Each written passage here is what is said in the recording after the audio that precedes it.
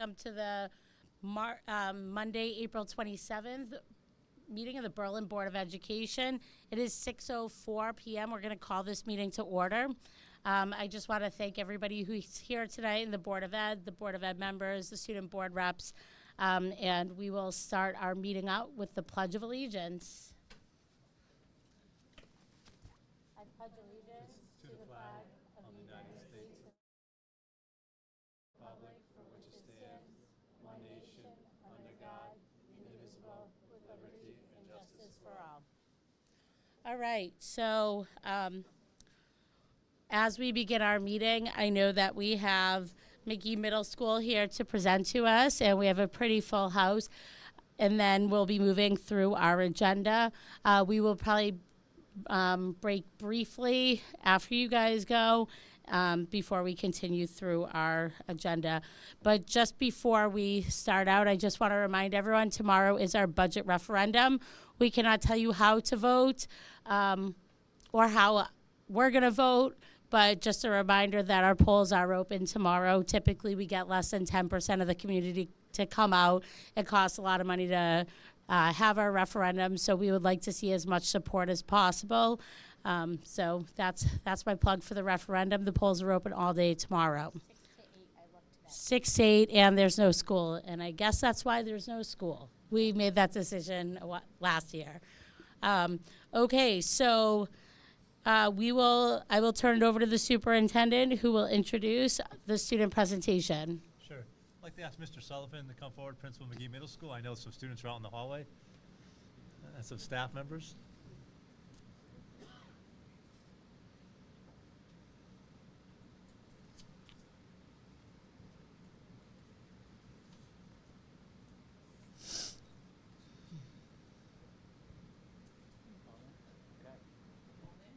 There we go.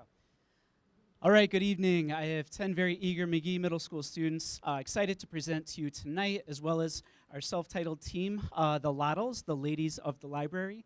But whether it's through research or classroom visits, there's 3 themes that come through very clear in terms of what our students are looking for to be able to engage with the content. That's something that's authentic. It's something that is relevant, as well as student choice. So I think that that's going to come through very clear in terms of the Quest presentation that we present to you tonight. We tried to do it in a little bit of a non-traditional way. So we're going to be doing a gallery walk after our student presenters. But to explain kind of the why behind the process that gets this amazing product, we're gonna start off with Miss Emery. All right, while our students get assembled tonight, we're here to introduce Quest at McGee. Quest was started in 2018, and it is a 12-week research project class that our 8th graders are required to take. Students are given the opportunity to pick a topic of their choice out of anything that they want, and they can either work individually, in partners, or in small groups of 3. The purpose of Quest is to mimic the capstone project like you see at BHS and give them that experience at the middle school level. We're here tonight to show off what we've been doing. We're very excited, and we have 10 students here to present to you tonight. I'm going to let the team introduce themselves. Hello, my name is Lisa Turgeon. I am the Library Media Specialist at McGee. I also get to teach one section of Quest. Hello, my name is Emily Seeds. I teach 2 sections of Quest, as well as 6th and 7th grade research and media literacy. And my name is Erica Emery. I'm the Tech Integration Specialist at McGee. I also teach a section of Quest. So for those of you who are unfamiliar with the class, or if you've never heard of it before, these are the major components that we're going to go over tonight. I'm going to start off with research, as it's one important area that we focus on with the kids. We want our kids to be able to find information, but we also want them to be able to find reliable information that they can trust.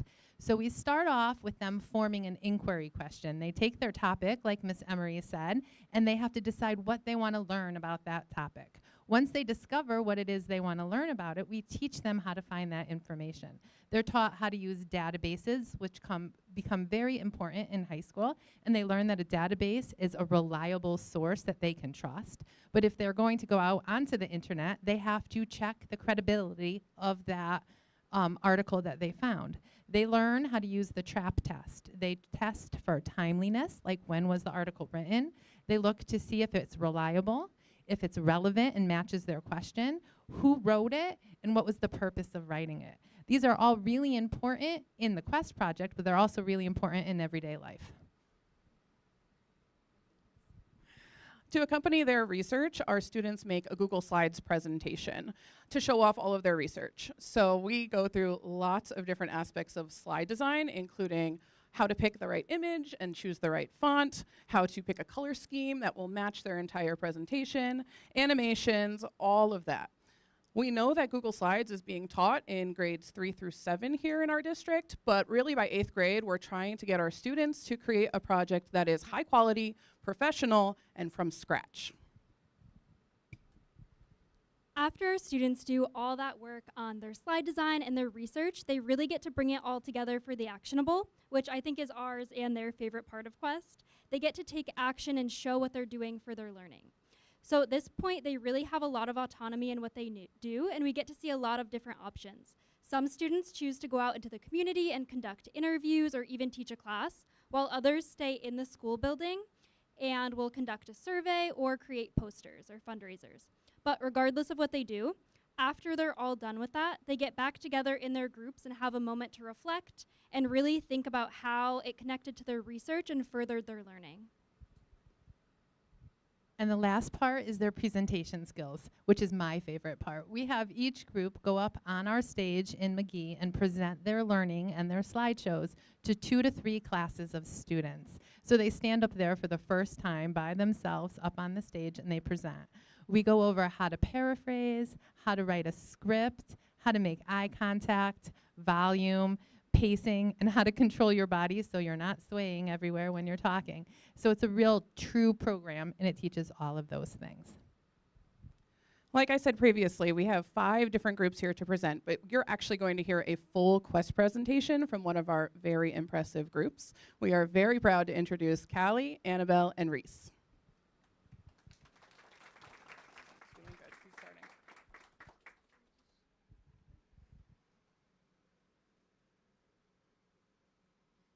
Good evening, Board of Ed. My name is Callie, and these are my partners, Reese and Annabelle. This is our presentation about youth learning. We chose this topic because we wanted to figure out which teaching styles work best for preschoolers. Thank you for coming, and we hope you enjoy. The inquiry question we chose for this Quest project is, do young kids learn better by doing, seeing, or by listening? To answer this question, we split it into 3 subtopics. First, we researched our topic, youth learning. Next, we created an actionable, which was going down to the preschool to test the different teaching styles. And finally, we presented like we're doing to y'all right now. To answer our inquiry question completely, we split our research into 3 subtopics. First, visual. Next, auditory. And finally, kinesthetic. First, we'll start off with visual. For our first subtopic, we have 3 questions. The first question is, what is visual learning? Visual learning is when you like looking at things to learn. For example, you learn by viewing diagrams, graphs, and photos. My second question is, how do you teach a visual learner? When you are teaching a visual learner, these are some things you can do to make it easier for them. You can give them charts and illustrations so they can visualize in their mind what they are learning about. Videos also work well for visual learners. Finally, our last question is, how can you tell your student is a visual learner? Some characteristics of a visual learner are if they like reading, drawing, or if they have good memory for images. They are most likely a visual learner.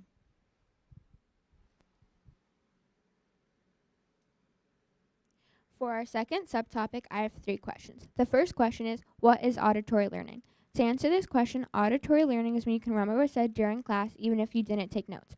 For example, a student who is an auditory learner does better by listening to a teacher read aloud rather than reading the book themselves. The second question we have is, what are some characteristics of an auditory learner? A couple of characteristics for an auditory learner is they work through complex problems by talking out loud, they are good at talking in front of a crowd, and they have very good listening skills. The third question we have is, how can you tell your student is an auditory learner? You can tell your student is an auditory learner from them talking out loud while doing homework or remembering a thought from a lecture over an extended period of time. For our third subtopic, we split it up into 3 questions. The first question is, what is kinesthetic learning? Kinesthetic learning is when you learn through physical activity. This means you like to move or touch when you learn. My second question is, what are some teaching methods for kinesthetic learners? We learned that if you include activities that involve movement, it helps the kids learn and keep the information in their head. My final question is, how can you tell your child is a kinesthetic learner? I learned that lots of kinesthetic learners will fidget while sitting and they use their hands when they speak. They might also learn best through practicing and not just by listening and reading.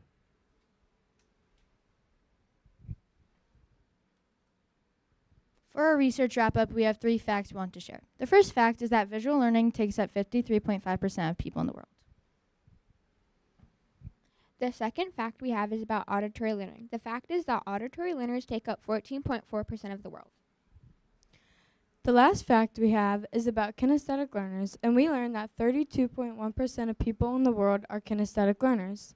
For example, I'm a kinesthetic learner, Callie's an auditory, and last but not least, Reese is a visual learner. Now that you heard all about our research and what we learned about youth learning, now we're going to show you what we did for our actionable. For our actionable, we went down to the preschool to test out the different styles. To do this, for visual learning, we cut out photos of the animals and asked them about each animal. For auditory, we made a video which had all the animals and the animal noises. And finally, for kinesthetic learning, we brought in hands-on puzzles which had animals cutouts, which are a great way for the preschoolers to interact with the animals. These are more photos from our actionable. After completing our actionable, we learned a few things about ourselves, and we learned a few things about ourselves in the process of going to the preschool. First, we learned that if you stay on task, you will get the actionable you want to have. For example, we wanted to go to the preschool. Therefore, if we hadn't done our work during class, Mrs. Emery wouldn't have let us go. The second thing we learned was making sure you finish your work in sight on Noodle Tool so you can have the actionable that you want. Also, all of the kids looked like they had a great time in all of the activities. Another thing that we learned is that you need to have an idea of what you're going to do for your actionable. Now that you have seen our actionable and research, the last part of our Quest project is to share our presentation, which we have already done. You've been a great audience. Thank you so much for coming and for listening, auditory learners. If you have any questions, feel free to ask us during the gallery walk. This is our works cited.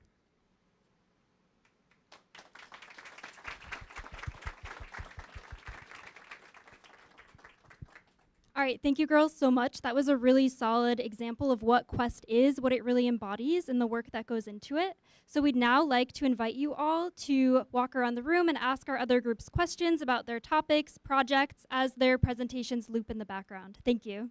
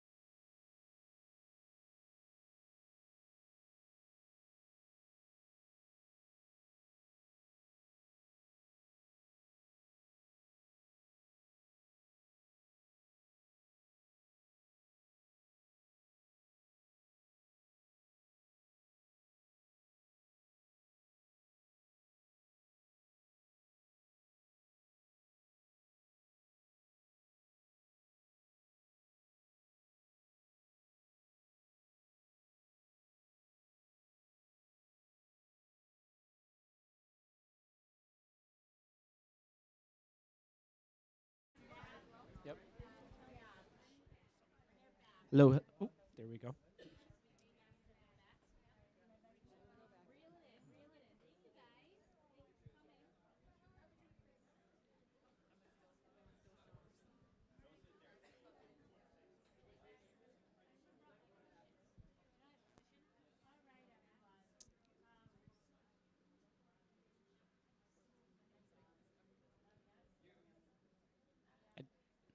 I think this one might be on. Oh.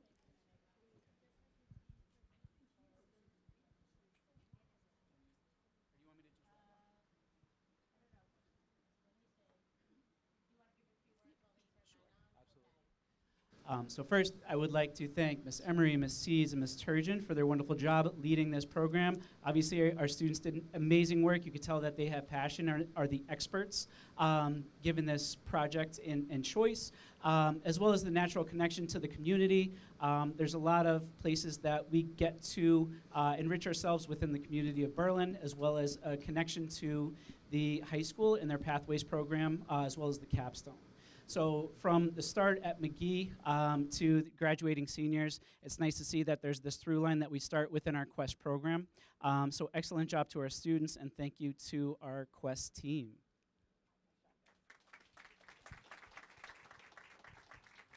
And I know that all of our students, that we have some cookies. We're going to go outside in the lobby and take a picture at this time.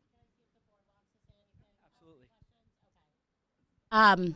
All right, does anyone from the board want to ask the students any questions or have any comments before we send them on their way? Oh, can you make sure Grace's mic is on? Sorry, they can't hear us. Is it on? Can you guys hear me? Oh, yeah. That works. Use this one? Okay, we'll share. All right. Is this one working? Now it is, yep. Yes, okay. I just want to say, as a graduating senior, I never realized how important these life skills were, and now as a senior taking speech class, who has already completed their capstone, to learn the TRAP test never goes away. You guys are going to use all these skills again, and to watch these three young ladies stand up here and present and be able to hand the mic off and just to stand here and not fidget with themselves. These are such important life skills, and I'm seeing it now again as a senior in high school and also hopefully in my career through college, but it's truly incredible to watch us start in 8th grade, and I wish you all the best in high school. Would anyone else like to add any questions or comments? I have a question. Yeah. When did we start Quest? When did that, 2018, okay. It's definitely been through lots of iterations as far as where we present and how long the project is, that all. I love it. I think it's wonderful, and I give them a lot of credit. Like Grace said, to be up there, they did wonderful. I wish I had something like this when I was in school. Very good. Thank you for coming. Thank you. So I love that you guys came out to present tonight, and I really like that we've had the opportunity this year to see it all come together with the capstones, with Quest, and then with what the students at BHS are doing with the bats, the carpe noctem, with the MIT Lemelson grant, and their level of research is so high level, the students, but also when you see the capstone, but then also seeing what we start here at middle school and what we've been doing. And this is something so unique to Berlin. This isn't one of the state mandates, correct? We're not mandated by the state. This is something we do here. I think the biggest thing is we look for authentic learning experiences. And I think when seeing students publicly speak and do research, and also finding a topic that's meaningful to them, you end up seeing a lot more learning take place. We worked with a consultant years ago. We're working with a little bit now. Her name is Heidi Hayes Jacobs, and she's been a professor at Columbia. She's been published 40 different books on curriculum, and she's really helped us to think about authentic learning experiences for students that they then take those skills that can use in the real world. And so getting up in public speaking is an important skill. And all of you did a great job. And you'll have ample opportunities along the way to do more of it. So thank you for coming tonight. Really appreciate it. And thank the teachers for being here. Thank you. And I just want to say before we conclude, and you guys can go out, get your picture, have your cookies, Seeing our curriculum come together is really cool, but also, you know, I finished my doctorate 2 years ago from Northeastern, and the things you guys were there talking about are things that I learned when I was learning how to be a professional researcher and researching my area. Like the TRAP test. And these are things that I'm hearing you guys talk about, that I'm also hearing the high schoolers talk about when they present to us. And I'm just left thinking, if I had what you guys had, how much more of a successful student would I be?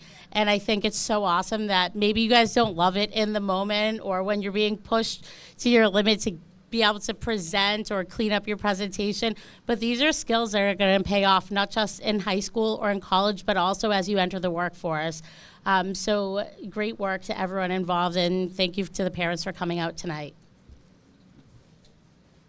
So with that, enjoy your cookies, and you can stay if you want. You don't have to. And don't forget to go out and vote tomorrow while the kids are all home with no school. Enjoy the beautiful weather.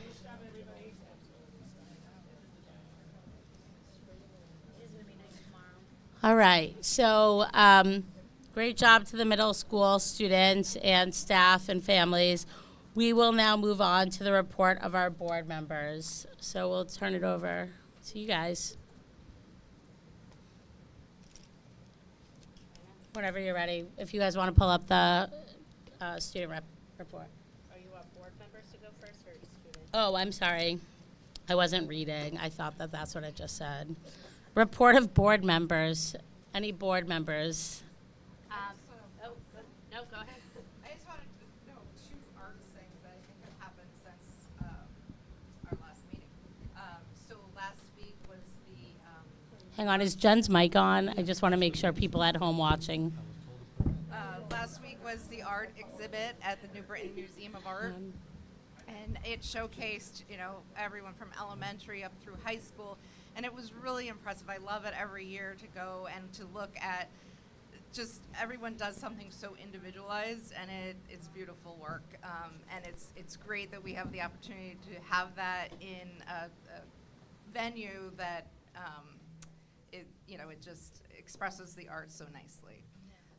The other thing I wanted to make mention of was the Berlin High Spring Concert, which I think is going to be out on video at some point. It was recorded, if it's not already. And, you know, again, it just showcases our musicians at the high school level, and they're doing a great job, and we're very lucky to have those programs available to our students. Thank you. Any other board members have anything to report? On Friday, I was at the baseball game at the Yard Goats, which I love that they give the opportunity for the high schoolers to be able to play at that stadium, and also just the connection with the community as they reach out to the Little League. So you just have the little kids just inspired by the great talent that was on the field. Unfortunately, we lost. I only watched 10 minutes of it, as at 45 minutes I was waiting in the concession stand. But other than that, it was a great evening. I just had M&M's, so you can't go wrong with that. There was the FBLA on March 17th at the Hartford Convention. And my daughter was one of the students that attended with a few of her classmates. I think it's great that the middle school has these opportunities, and I think it's only going to grow from here. Ariana had a really good time. She made it to the next level, which will be in Texas, which we plan on attending. I'm really excited about that. She's excited and nervous, but I'm excited to see what this can be for our middle schoolers and moving into the high school. So I'm excited because I'm learning more about it as I go. So it's cool. I attended the FPLA conference with the students at McGee. My daughter also participated. She placed, I think it was 4th in her category. So Julia, I think that means that she also advances. I don't think we're going to Texas. However, I think it's awesome that for their first time that they had this opportunity. I think that just this experience in general, even though they're sixth graders, it exposes them to a lot and prepares them for what could be for them. I can't wait to see what we do next year. I know we're going to make it much better next year, and I'm already told Julia I'm going to help jump on board to help her with anything that she needs. So I'm excited to see where this goes next year.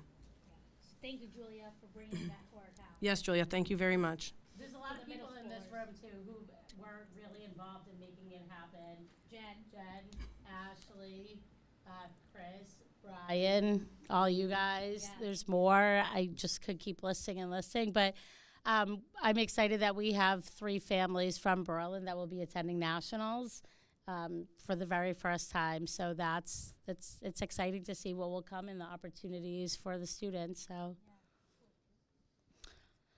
Anything else from board members to report? Okay. I attended kindergarten orientation last week as a parent, not as a board member, but it was John Campbell did a fantastic job, and yeah, I'm excited. And I think one thing that he did a great job highlighting was that though there's renovations going on with the HVAC, the school still looks incredible, and students don't even notice, and they're not impacted by it, and it's still a clean, fun, safe, welcoming environment. So I'm really excited. Well, I'm happy I was there and didn't forget, and excited to be part of, the Griswold community. So.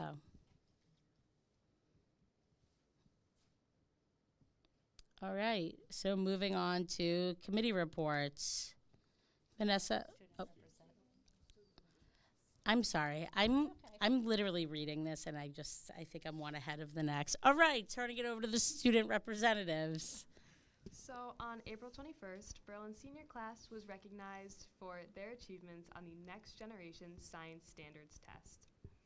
Those who attended this ceremony were awarded for scores of 4 on a 4-point scale. This year, for the first time ever, Berlin boasts 2 perfect scores from Ryan Lavender and Alex Alquist. This is a great achievement for our seniors and for Berlin High, and we wish the best of luck to our juniors taking the test now.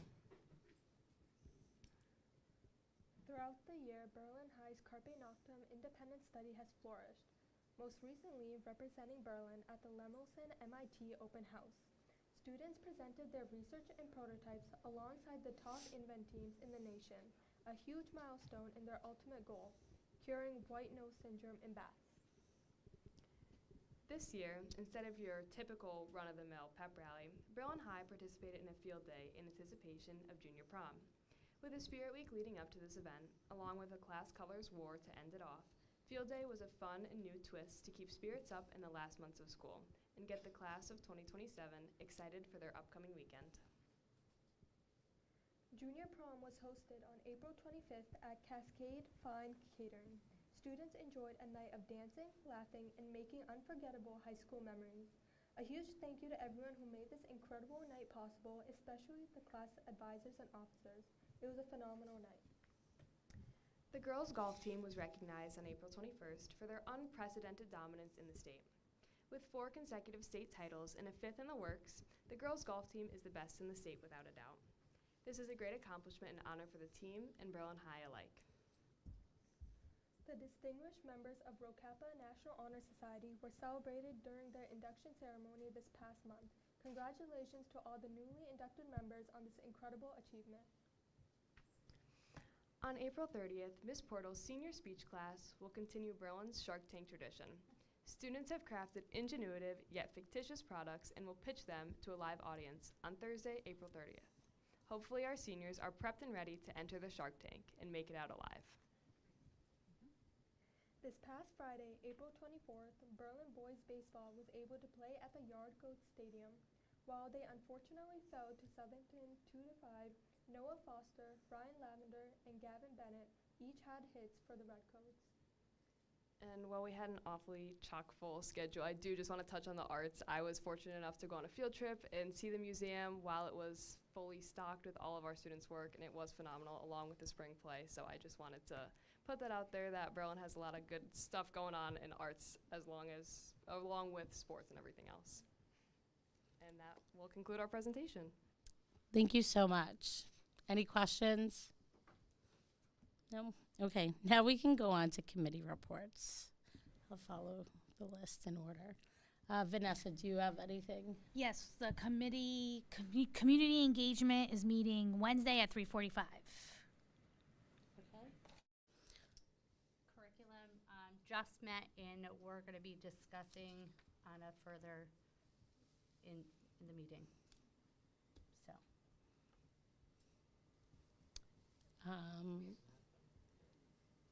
Yeah, Peter's not here, but we haven't met since the last meeting. All right. Correspondence to the board. No correspondence to the board this evening. Okay. Audience of citizen. If there's any members of the community that would like to come and approach the board, you certainly can. Just state your name and address, and each resident is given 3 minutes to speak.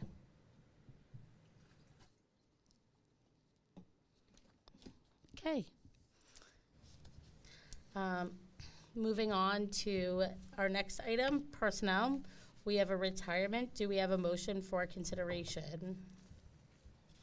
I move to accept the retirement of Allison Wilson, teacher of music at Mary E. Griswold School, effective June 30th, 2026. Also to thank her for the 18 years of service she has provided to the youth of Berlin and wish her good health and happiness in her retirement years. We have a motion by Brian. Do we have a second? I'll second. Second by Jen. Anyone like to add anything? Just want to thank Allison for her 18 years of service. She's done an outstanding job with her elementary students. Allison was instrumental and vocal music teacher at Griswold School. So, wish her the best. Any other discussion? Okay, moving on to a vote. All those in favor? Aye. Aye. Opposed? So the vote carries 8-0. Moving on to the consent agenda.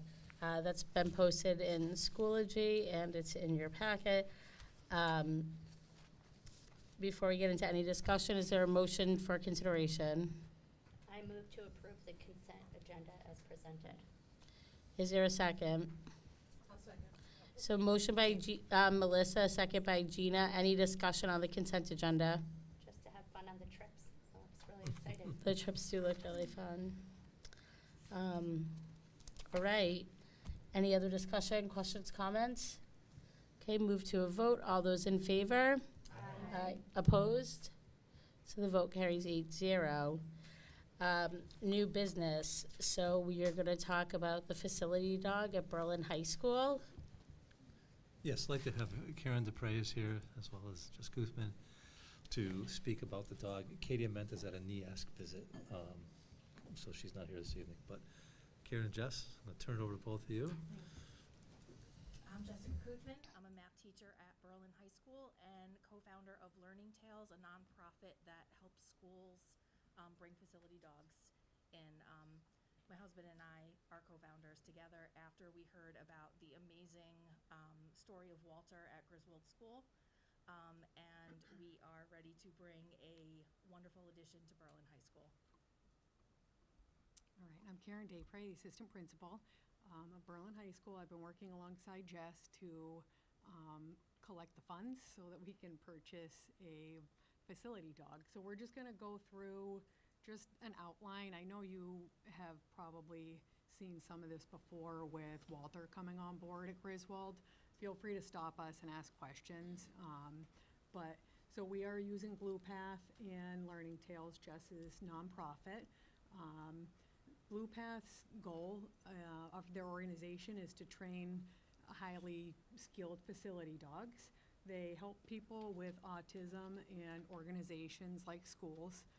They provide dogs that support emotional wellness and connection, and they are specifically trained for 2+ years before they come on board to any school or facility. And then Learning Tales is the nonprofit organization that has helped us raise funds and take care of that side of business. All right, next slide. Thank you. So what will our dog do at Berlin High School? So we really feel like it's going to be a great addition to helping students, not only with stress and anxiety, but also our students in specific programs. We're going to focus first on our autism program, Pathways, as well as our behavioral program, STEP. We hope that it will visit classrooms through advisory and also be in our counseling services office to meet and greet students, as well as probably in our library too, and just out in the hallways to kind of start the day with a welcoming, soft, furry friend. So our students are not required to spend time with them. We will send out an opt-out and obviously look at any health plans to see who may have allergies and can't be around the dog. I think high school lends itself nicely to students being able to advocate for themselves and steer clear. We'll also look at scheduling as well. If we feel like the dog potentially will be in a certain classroom or a certain space, and if there are students there, we can preempt that and place them someplace else in a separate class. Funding for our facility dog. So we have raised the funds that we need to purchase the dog. They cost $10,000, and we did that through personal donations, through Jersey Mike sub days, through a Wizards game, which Jess really put on. Yes. No, go ahead. Last time I was at Dirty Dog, they said that they wanted to help, but then I still have the email on my table. So they said they would do a fundraiser for you guys. Okay. We So, actually have raised what we need. Okay. But if, I think there potentially maybe. I'm sure there's always more you can raise. That's true, that's true. It's actually my dream to get a dog into every school in, Yeah. in our district. In our district, yeah. So the owner was very, very responsive. So I will Yeah, send you her please do. email. Yeah. Thank you. And then just some of the details. So Jess will be the caretaker, which means she will home the dog and bring it to school and home from school and keep it in the evenings, weekends, vacations, and along with her family. The handlers right now will be me, will be Janice Gregrick, our STEP teacher, and Jen Vitelli, our Pathways teacher. And then we hope to get it into some other spaces, but they like to keep it very tight, small to start, just so the dog can acclimate and the students can acclimate and we can set the stage for success. And our vet, the Animal Hospital of Berlin, has offered to donate its services, and Dogfather Mobile Grooming has offered to donate their services as well. So you'll see the van, hopefully parked out front, getting spa days. So, and this is just a temporary kind of mock-up schedule that we've put together. Again, we'll see how the dog does when, I believe we're getting a female. They haven't assigned us a particular dog yet, but they're looking at a couple girls for us. But we'll start the day kind of meandering the halls and greeting students and staff, and then it will spend some time in our autism program. It will have built-in breaks. It will spend some time with our behavior students in the STEP program, and then it will end the day with Jess as she sees fit to bring it to different locations and whatever it's ready for. I think we'll make that part of her duty. So, So it was my vision to bring the dog to the preschool, maybe have teachers sign up if they're giving a test and would like the dog to come in just for a few minutes before the test and create a really nice learning environment for students to kind of brush away their anxiety, as well as the library and other locations such as counseling until we can get one of the counselors trained. all right. Does anybody have any questions? Sure. I love dogs, and I think it's a great idea, but who's liable if the dog bites somebody? Does that go back to the town? Does it go back to? No, it goes back, it's on Jess's, do you want to talk about that a little bit, insurance? So we are required to have homeowners insurance cover the dog. Okay. I've already sent all of that in to the rightful people, so that is already covered. Okay. It's important though with Griswold, with Walter. Right, yeah, If, just if for we the did check citizens. with the attorneys, if there ever was a dog bite, they definitely would, they would maybe go after the homeowners, but they definitely would turn to the town and the district. You know, if there was a lawsuit, we would definitely have, and Ashley could speak more on it, because we went through this. And so just so you know, as we went through this process, speaking with Karen was, you know, let's follow the same practical manner that we went through the first Right. time with Walter. We spent, you know, a lot of time making sure that things worked. One Right, part in was place, finding the yeah. funding, finding a volunteer vet, setting things up. So I'll let Ashley speak a little more, because I know she actually talked to the insurance company, so go ahead, Ashley. Yeah, so it would really depend on where the incident happened. So if it's outside of the property, outside of our school hours, something, if Jess goes to the park on a weekend, something happens, the primary liability would be Jess's homeowner's policy. If something were to happen on school property or at a school event, it would trigger the town and board's liability policy. But just like any other kind of lawsuit, when you have multiple people named ownership of, and this is gonna sound really insensitive, but dogs are considered property in accordance to the state. Anybody who is associated with that type of property will be liable. So it's likely in those kind of incidences, both policies would be tagged for a lawsuit. I just want to say, you know, as we worked with Walter, I've had countless opportunities to be around Walter. I don't ever see that being the likelihood after 2 years of training, but I definitely, there is liability. Gina, you're It's absolutely right, yes. Probably something a citizen Yes, is there is. thinking somewhere, Yep, you know, nope, in their house nope. tonight. And So I'm that question speaking went on their before. behalf. No, nope, nope. Yeah. I also but we are a huge dog family. I've had a dog my whole life, except for recently. Allergies. They truly concern me. I was concerned with Walter also. I know Walter has brought so much joy to Griswold, and I'm sure this dog will bring tons of joy to BHS also. I have a severely allergic child, and I know she's not the only one. Her allergy is so severe, if she brushes up against something that an animal such as a dog has brushed up against, she'll break out in hives. So if the dog's going to be visiting other classrooms, granted she won't be in BHS for a very long time, is there like sanitation methods that you guys are going to be handling, or is there going to be like only specific areas the dog is going to be entering? And if so, are these going to be areas that children with allergies will not also come in contact with? I just know, like, my daughter's been hospitalized several times for coming in contact with dogs and oral steroids, and again, I know she's not the only one, so that's my only concern. But again, I've had dogs my whole life. We love them. We're devastated that we can't, but it is a concern for me.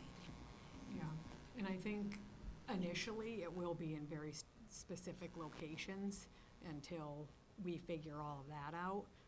That's really our plan, and that's Blue Path's projected outline when they place a dog, is to keep their schedule tight too, so they know where they're going and what the expectations are and have their breaks. And their breaks will be in a small room in the library. There's a little kind of office space where when they do take their breaks, they prefer them in a crate. They are trained to go there and nap, and that's their downtime. So when they're kind of having their downtime, they're not roaming or around other students, and that will be her space. I believe it is carpeted, but there's going to be a crate in there, so it will be on the carpet, but going into the crate. And usually these dogs, I'm not sure, it'll probably be like a golden retriever or a lab or some sort maybe, or German shepherd. And those dogs carry a lot of dander, and my child unfortunately is allergic to dander, saliva, and urine. And the built up dander and things like carpets are what cause a lot of problems with kids with allergies. So that's the only reason why I ask. Maybe there's another area that's not carpeted that the crate can go on, or the dog's maybe not spending time on carpets. Kids won't be in that space. Okay. Ever. Okay. It'll be the dog space. Okay. So they won't be, if they're visiting the dog in, say, the library, the dog will be out in the library space, but will not be in the dog. That's their downtime and their rest area. So, but I do think that's a good point as far as carpet and tile. Our custodial staff, I mean, I know that this is not about them, but they're amazing. Oh, I'm sure. And I do think that once we get running with it, I think they'll know the places that really need to be sanitized and vacuumed and wiped down. And I think too, once we get a little closer in the process, we'll know who has severe allergies and who has the specific needs. And like I said, I do think in high school, students are really good about advocating for themselves and staying out of the way if need be. But I also don't want to eliminate them from going into certain spaces. Well, so we'll find all of that out and then create a plan for those students that need it. Especially if the library is carpeted and the dog's going to be spending a lot of time in there. I just personally think that may not be the best choice. Maybe try to keep it in the tiled area. Just an idea. I know that when we went through this with Griswold, and maybe John can speak a little more to this, we were receiving emails and reports from, parents as well as concerned community members about, even things like ventilation and airborne allergies. And then I know that you have reported out since that there haven't been any of these concerns, and it's all kind of worked itself out and been such a great addition. Have you had any of those issues? And then also, I think the other thing to add before you answer, maybe this applies to elementary, not applies as much to elementary as it would to high school, but in Power School, adding an alert like you would with like a peanut allergy or a food allergy, or there's all those alerts you can add, and that's simple enough. And keeps kids safe, and then the school nursing staff can also, work on making lists. But I don't know whether you guys have utilized those alerts or not, but also with all those concerns that because we had lengthy meetings before it was approved, a very, very long meeting, I remember. I looked at the dog the whole time. Yeah, no, they're definitely valid concerns. Those are one of the biggest obstacles we continuously navigate. I've been speaking with Karen and Katie at the high school a lot about how we've done it. One of the primary things that Karen said that's really important is for us with Walter, where he's staying, there's carpeted areas, that's not where students go. So every school is going to be different and unique. Our first year, he didn't push into classrooms. Now he's going into almost every classroom. We definitely have students that have significant allergies as well as some staff members. So it's kind of individualized for how we're going to navigate that. We have a HEPA filter in one of the rooms that he primarily goes, like an air filter, just to purify the air, and we got a HEPA vacuum for any areas that might have carpet. So those are all things we take into consideration. The alerts are really helpful, the individual conversations with the parents to navigate it. It seemed like a lot of work at first, but now having done it for 2 years, it's actually very easy to come up with different solutions, and I'm not aware of any families that are unhappy with how we're doing it at Griswold, and I know the high school will be able to do that being such a bigger building. So, Any questions for Mr. Campbell while he's up here? Oh, yes, because I just had a question as you're talking about the filters. As the cost of the dog, like you said, was taken care of with personal donations, et cetera. And I know with Griswold, it was the parents' organization that for the funding, but you talk about the air purifiers and the different things within the rooms. Now, was that covered under the cost of the school budget, or was that covered under donations? So that's a good question. So when I was talking about the air purifier, that's in just the room that he is in. So that filter only needs to be replaced once a year, and it's like $40, I think. The regular HVAC filters and all, I can only speak for Griswold, but I believe it's for all the schools, especially after COVID, they are really, really good. So that was a non-issue for each of the actual classrooms. And because Griswold is getting a new HVAC system to be up to date like the high school in McGee, those already are covered and doing really good air quality and flow. So that's not an additional cost at all.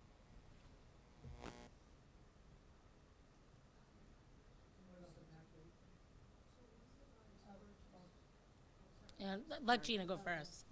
But it just came to mind when you were talking about funding. Once the dog is purchased with the donations and the dog lives out its life, you have to fundraise again to get another dog? Is that how this works? Yeah. Yeah, so you'd have to, and if something happened to the dog at a young age, then you'd have to do the same thing as raise the money. Okay. Right, yeah, because we don't have a PTO or an Right, organization that helps, so we had to do How much is the dog? $10,000. $10,000? Okay, so the same as well. Yeah. A heavy lift for the high school to raise, right? Like, I know my club at Newington High of however many kids, they can go out and raise 10,000 on one or two fundraisers and cover the cost of a few things. Yeah. The Wizards game brought in just about $10,000 Yeah. that one Yeah. night. Yeah. That's great. I just want to mention that Blue Path is an amazing organization. We are actually the first high school that they have approved to have a facility dog. And I think that's because of the wonderful relationship that they have with Griswold and Walter. I mean, we also have a facility dog at my son's elementary school through Blue Path. They're just an amazing group of people, and I'm very excited to hopefully bring this dog to the high school. A question, and then Oh, that's not an additional purchase. Our school had it. Okay. I didn't have to go buy anything. Okay. Yeah, my son attends the University of Hartford, and they have their own dog there, and I have to say, it's a fan favorite. The university students look forward to that dog, especially during testing. The dog really helps to calm the students down. It's that little advocate that goes around campus, and you see the kids run up and they're so excited. So I think it's a good addition. I think it helps students. I know they also have worked with students like in Newtown after tragedy and stuff. I know that was extremely helpful. My brother's a police officer there, so he shared with us some of the things and techniques that they helped students to be able to transition and have that comfort. So I think it's a positive addition. Thank you. I think last time it was really just the people felt like they didn't know. Nobody, I don't think, was really opposed to the dog. They were just concerned about their kids, and I totally get that. So whatever you think you're going to do for communication, as proactive, and as if you think it's enough, maybe just do a little bit more. Just don't give anyone any reason not to feel like they didn't know or they were unprepared. And I agree. I think it'll be a little bit different at the high school level, but I still just want everyone to be able to have a sense that it's coming and ask any questions with plenty of time so that they're not anxious about it. Yeah. And then go from there. And I think the board gets a final interview with the dog.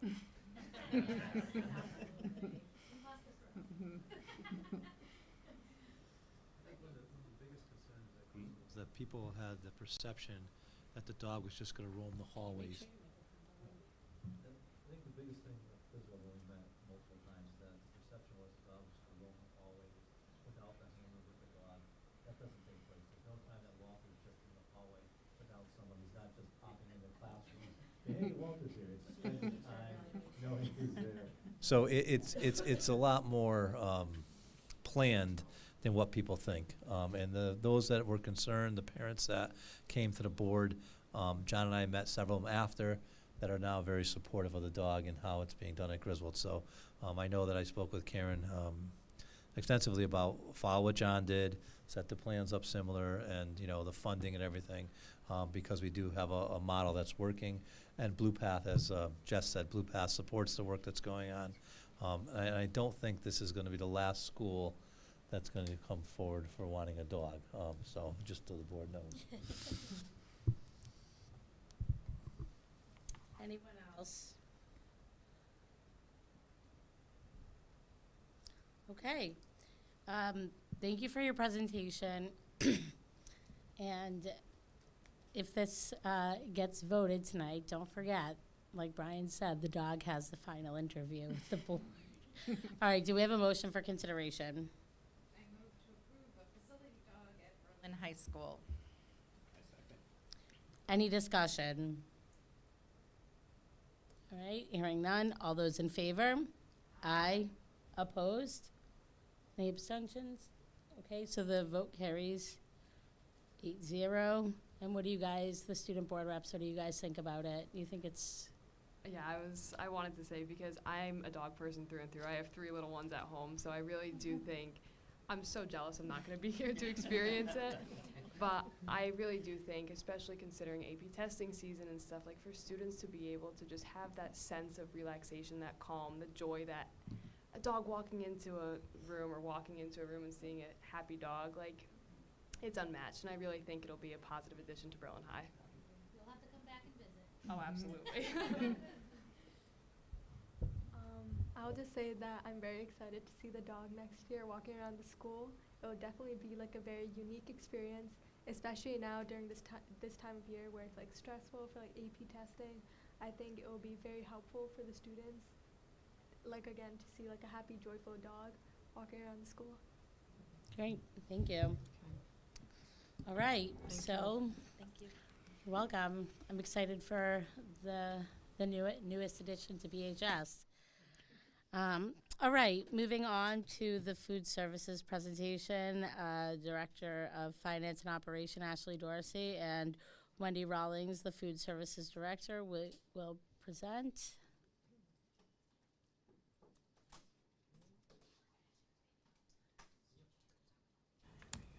Right now?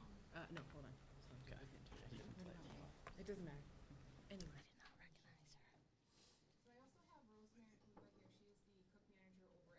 She's gonna, when we get into the in the presentation, she is going to give a little bit of her experience on the day-to-day. So we're here today just kind of highlight one of a very important department in the Berlin Public Schools that doesn't really seem to get a lot of attention.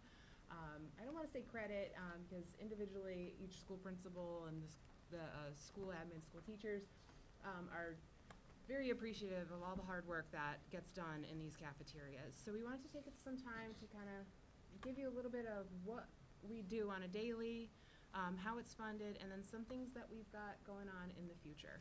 So we're gonna go ahead and start with a video. Is this a touchscreen? Just want to check the ball.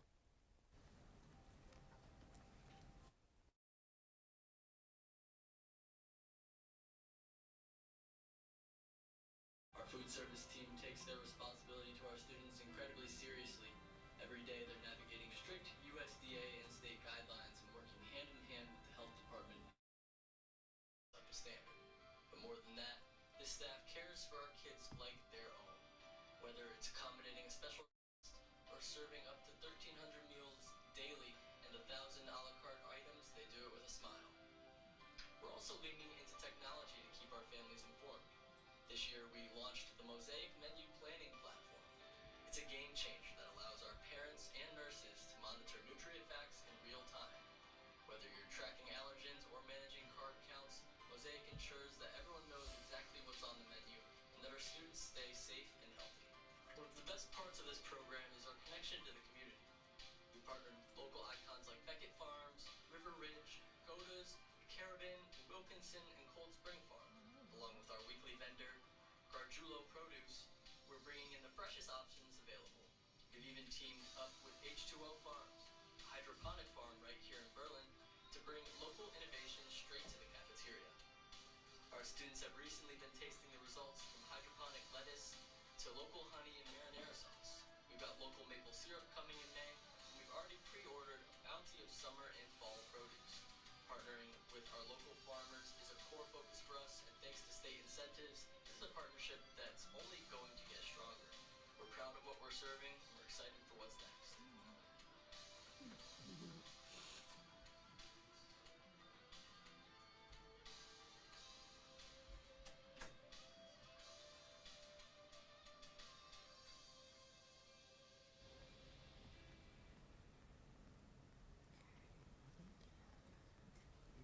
Okay.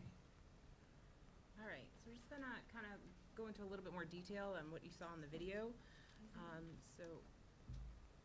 Our department operates out of the 5 buildings. It consists of 25 to 30 staff members when you include the substitutes.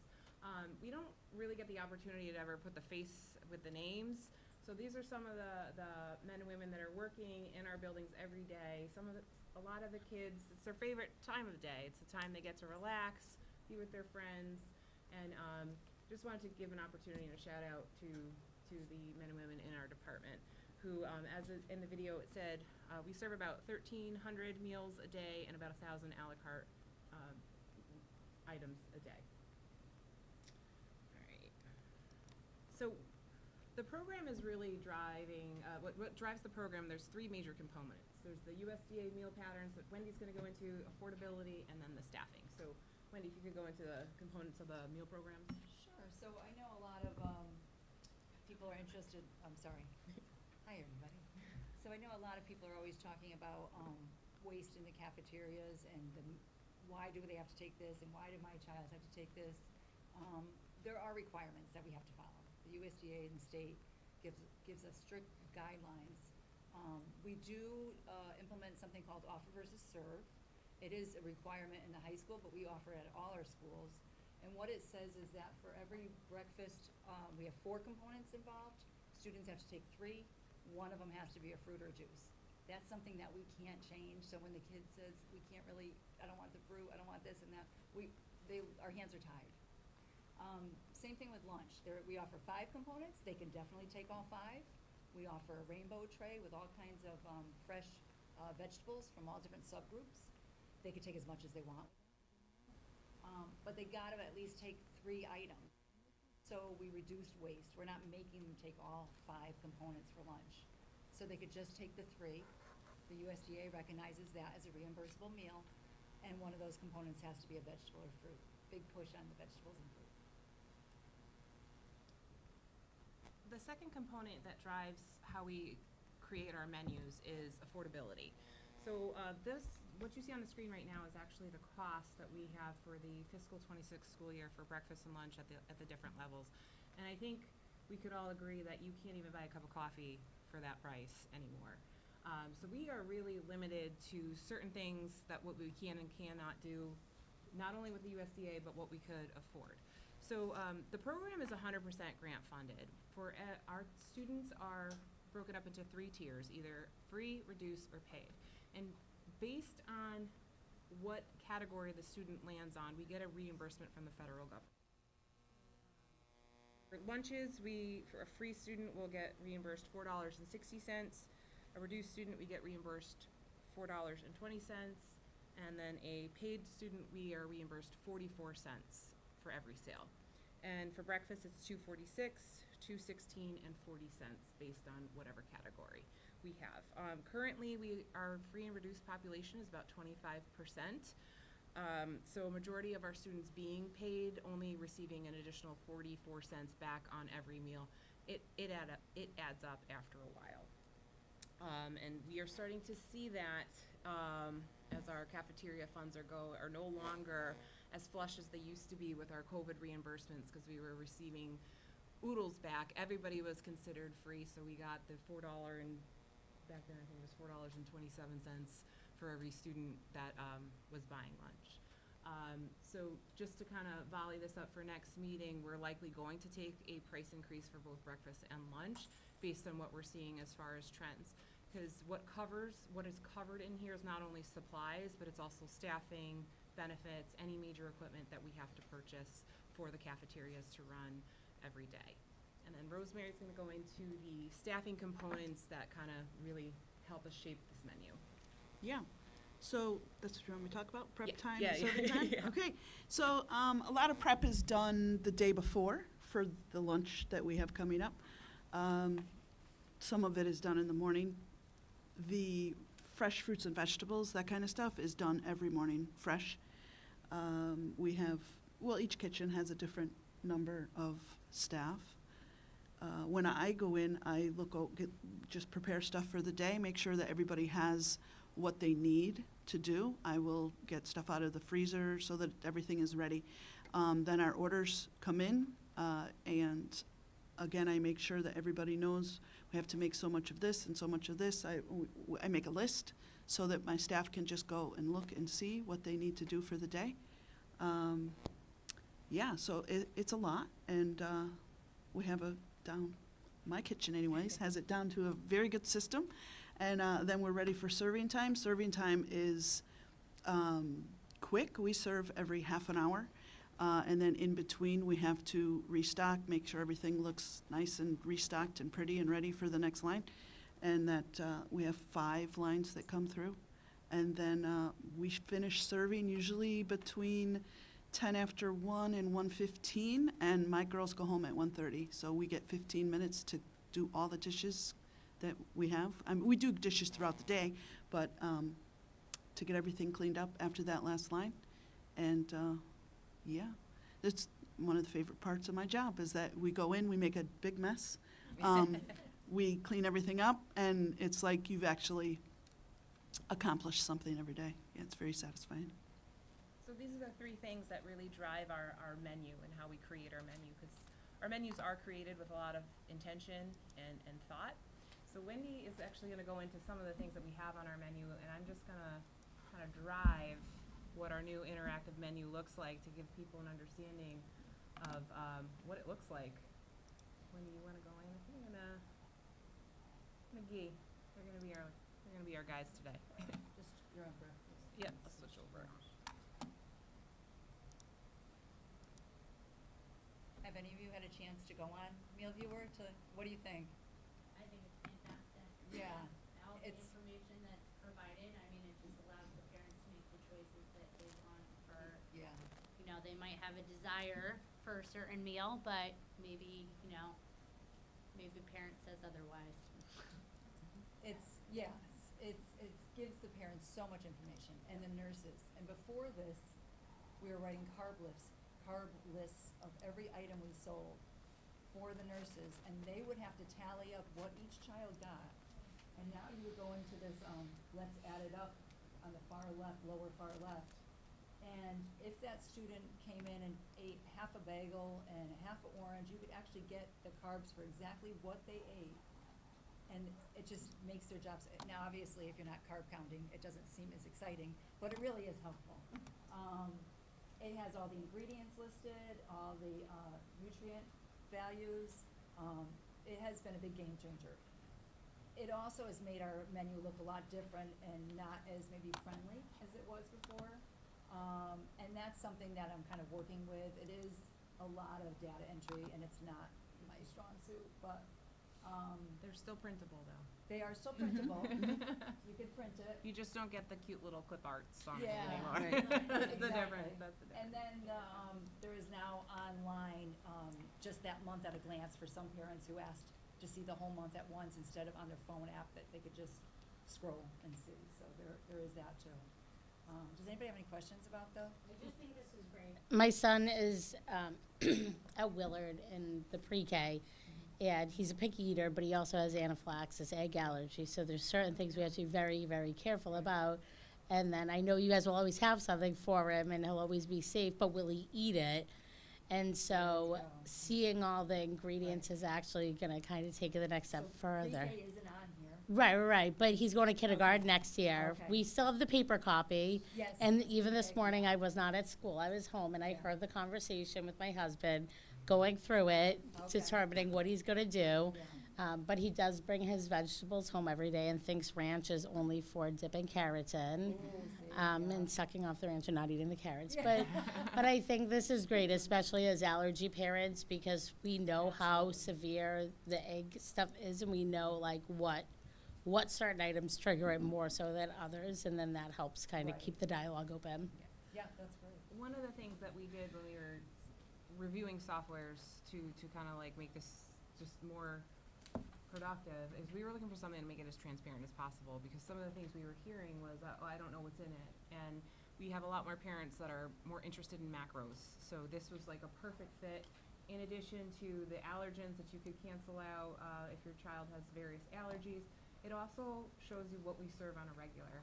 All of our cafeterias serve 6 different items every day for lunch. So if you don't want the hot lunch that's being served as the bulk meal, you could select, depending on what building you are on, different items that we're serving. And then the allergen feature works on our alternatives as well. So moving on. So the U.S. Department of Agriculture had about $2 million a few years ago that they wanted to spend on food services programs to help with the supply chain issues that we were seeing. So they partnered with many of school lunch programs to have incentives if we were to buy local, to kind of take the stress off of the supply chain and also get the communities to spend locally and get that experience of the fresh buys. So Wendy could go into some of the partnerships. These are just the farms that we go partner with that are part of this incentive. We do receive additional funding from the federal government for partnering with these farms, but Wendy could go into some of the really fun things that we're doing with the products that are coming out of these places. Yes, so this is exciting for me. I love visiting the local farms, and I like helping them out, and I love bringing the produce back to the schools. One day I did everything in the back of my car and had each school say, I said, it's farmer's market, ladies and gentlemen, come pick what you would like. All these farms we've dealt with for a little while, actually before the incentive was so strong. Right now, we just finished all the federal funds, which gave us 100% back on what we spend, and now Connecticut is doing 50%. So a lot of these farms I visit myself and pick up the produce, and then some deliver. It's interesting to me that the funds will come out in like December with a short window that we have to purchase, and what grows in Connecticut in the middle of winter. So we've gotten creative. They've allowed us to do some forward contracts. We do forward contracts with especially Beckett Farms, one of my favorites, and he will grow apples, peppers, tomatoes, cucumbers. What else, Rosie, we get from him? That's about it. And when those items are ripe, we come and pick it up then. So we're paying ahead of time to get that. But some of the other ones we've done is Wilkinson's Farm is brand new, and they're in, Coventry. He's maple syrup. Maple syrup is really expensive, and really what I buy lasts only a couple days. But it is, again, supporting a local farm. It's putting something on the table that the kids could enjoy and try and understand where it comes from. All these farmers offer to come to the classroom and teach a little bit about what they do. H2O Farms is brand new in Berlin on Chamberlain Highway, if any of you have seen that. They do hydroponic lettuce. We get deliveries every week from them. We use their lettuce in every school. It is a phenomenal product. It's beautiful. Carabin is in Southington. We've got a lot of marinara sauce, again, some apples and other produce. Marinara sauce is great because, again, I could buy it in winter and use it whenever without it worrying about going bad. We've tried some really unique stuff, kohlrabi, radishes, different stuff that kids didn't know what they were. We've actually had students say to us, when we put cucumbers in a cup, what is it? And they don't even know what a cucumber is. And that breaks our heart. But it's fun to bring this stuff and see their reaction. The schools do a great job with putting out signs, showing the kids where they're from. And so it's just it's a great thing. And then we just want to go into some things that we have on the horizon. Wendy, you want to talk about the new menu items that we're testing So or piloting right now? Recently, some of the staff went to a food show and got to sample a bunch of different products, and we brought back maybe half a dozen or so items and some scratch cooking ideas. And there was a chicken teriyaki noodle bowl, there was a buffalo cheese pierogi, cheeseburger calzone. Remember any of the other ones? I got a whole list in here somewhere. But anyways, we're sampling those and giving those a try. The papusa.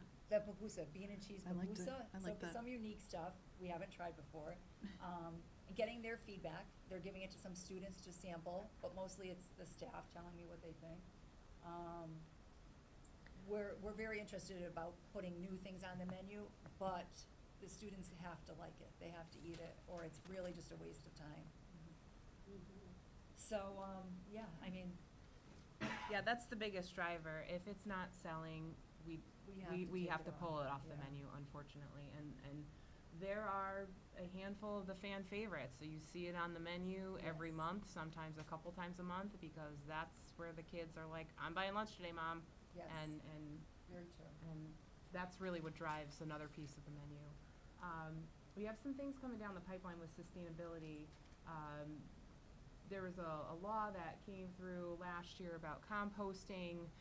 Berlin does not have to do it. However, the restrictions to who is required to do it were kind of limited in the beginning. So when we receive the further guidance, we don't have to, but we already did all the research. So we're in the process of deciding whether or not we're going to roll this out, because we may not have to do it this year, but it's likely a very big possibility for the next year or the year to come. And then Wendy proactively got rid of styrofoam, so. Yeah, that hasn't passed either, but it's probably coming. So there's some new products, fiberboard, that are sustainable. They're actually compostable, but we don't compost yet, but when we do, we'll be ready. Yeah. And then the professional development, this has been on the agenda for all departments, and it doesn't stop in the cafeteria. It's very important that the guys and gals of the department are up to date with the things that are coming down the pipeline with the USDA, new menu items, different ways to prep things. It's just important that we invest in our staff, because that has a direct impact on our students. And then, this is something we don't really want to talk about, but it's important to know, is the negative debt. The negative debt is for students who overdraft their account and do not pay. And in the past several years, we were able to sign a waiver because we had a surplus amount in our cafeteria fund to cover the negative debt. One of the statutes does not allow us to pay for student school lunch debt out of a general fund.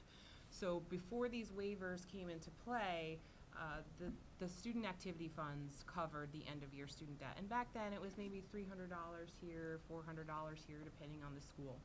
It is now district-wide over $15,000.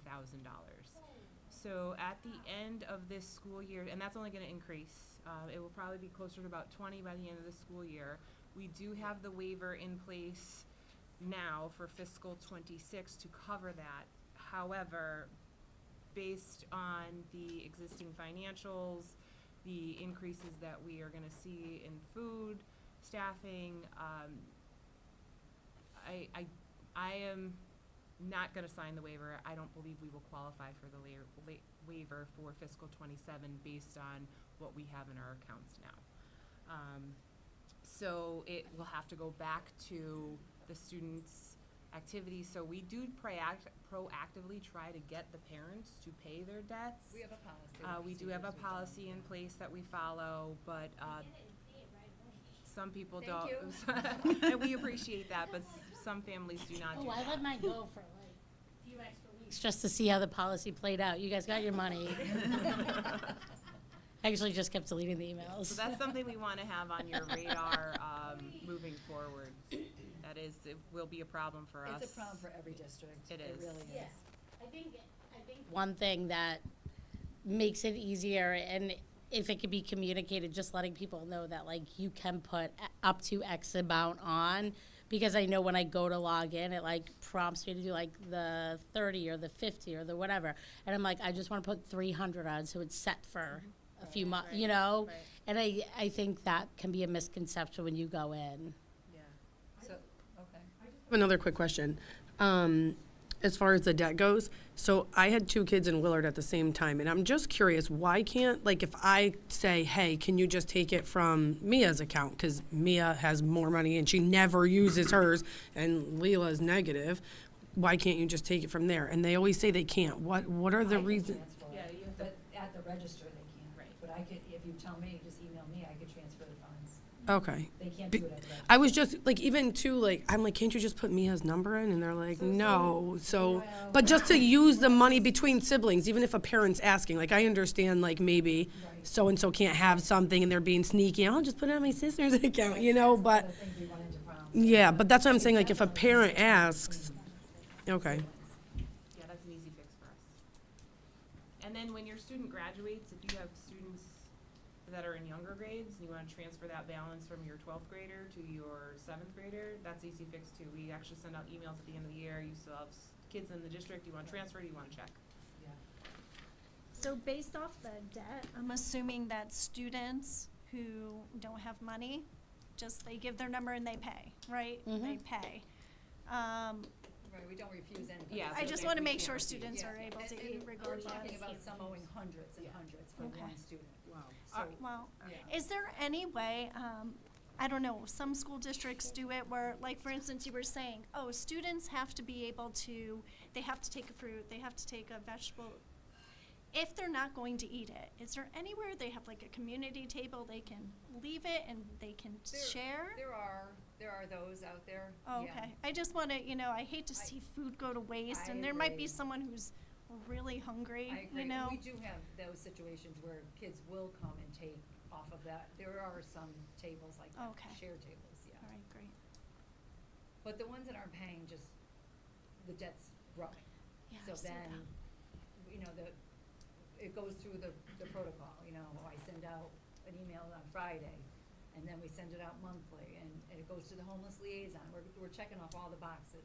The debt's still not getting paid. So at the end of the year, by our rules, by the regulation we have to wipe that debt out. We can't put a kid into the next grade in debt.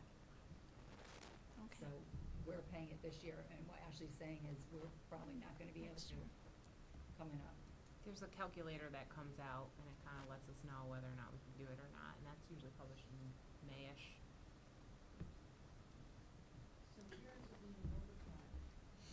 This debt, and they're just completely ignoring the notification and not paying the debt? Yes. Exactly. We're not allowed just to, blows my mind. at any point, communicate with the students about debt, Right, only through the parents. Right. Wow. And you can't phone them, or is And that we even can't just a? refuse a meal either. Right. No, I understand that, the kids need to be fed, but. Individual schools send out letters.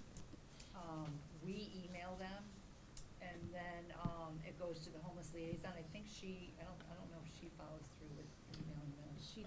She does, yep. And the money's not coming in still. Can you share, times have changed.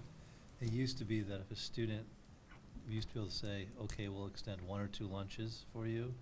And then if you did not pay back the lunches, you were able to get like a peanut butter and jelly sandwich just to get through the day. Then you want to share a little about that? Yeah, so the policy changed where you can't restrict to a sun butter sandwich if you're not paying your lunch debt. They could get anything they want. We could restrict a la carte items, so if they want a cookie or a bag of chips, we could say no. But they have full rights to the breakfast and the lunch. Students can't be shamed or disciplined, I believe is how the policy reads. Yeah. Coming up on the next cycle, on the next year or whatever, that student or parent who didn't pay was not allowed to purchase the ticket. We can't do that. You It's can't do that. the law protects them. I mean, to me, it would jar the parent to say, oh, I need to pay that past bill before I get a new debit card, it just, I don't, it's hard for me to fathom. It's hard. Emails from when my sons came through, and and it wasn't even the ability to pay. I think it was just like the timing, and then saying, yeah, I'm going to get to it, and then saying, I want to go in and make sure that I'm putting the most on it because of the fee. So you get like, what, a $3 fee or something? There's no fee, though, if you give us a check. Yeah. There's no fee So, at all. yeah, I don't mind the fee, but that's why I try and put the most on possible, so then. Right, Yeah. and the that's not our fee. Right, That's it's the my correct school amount. bucks. Yeah.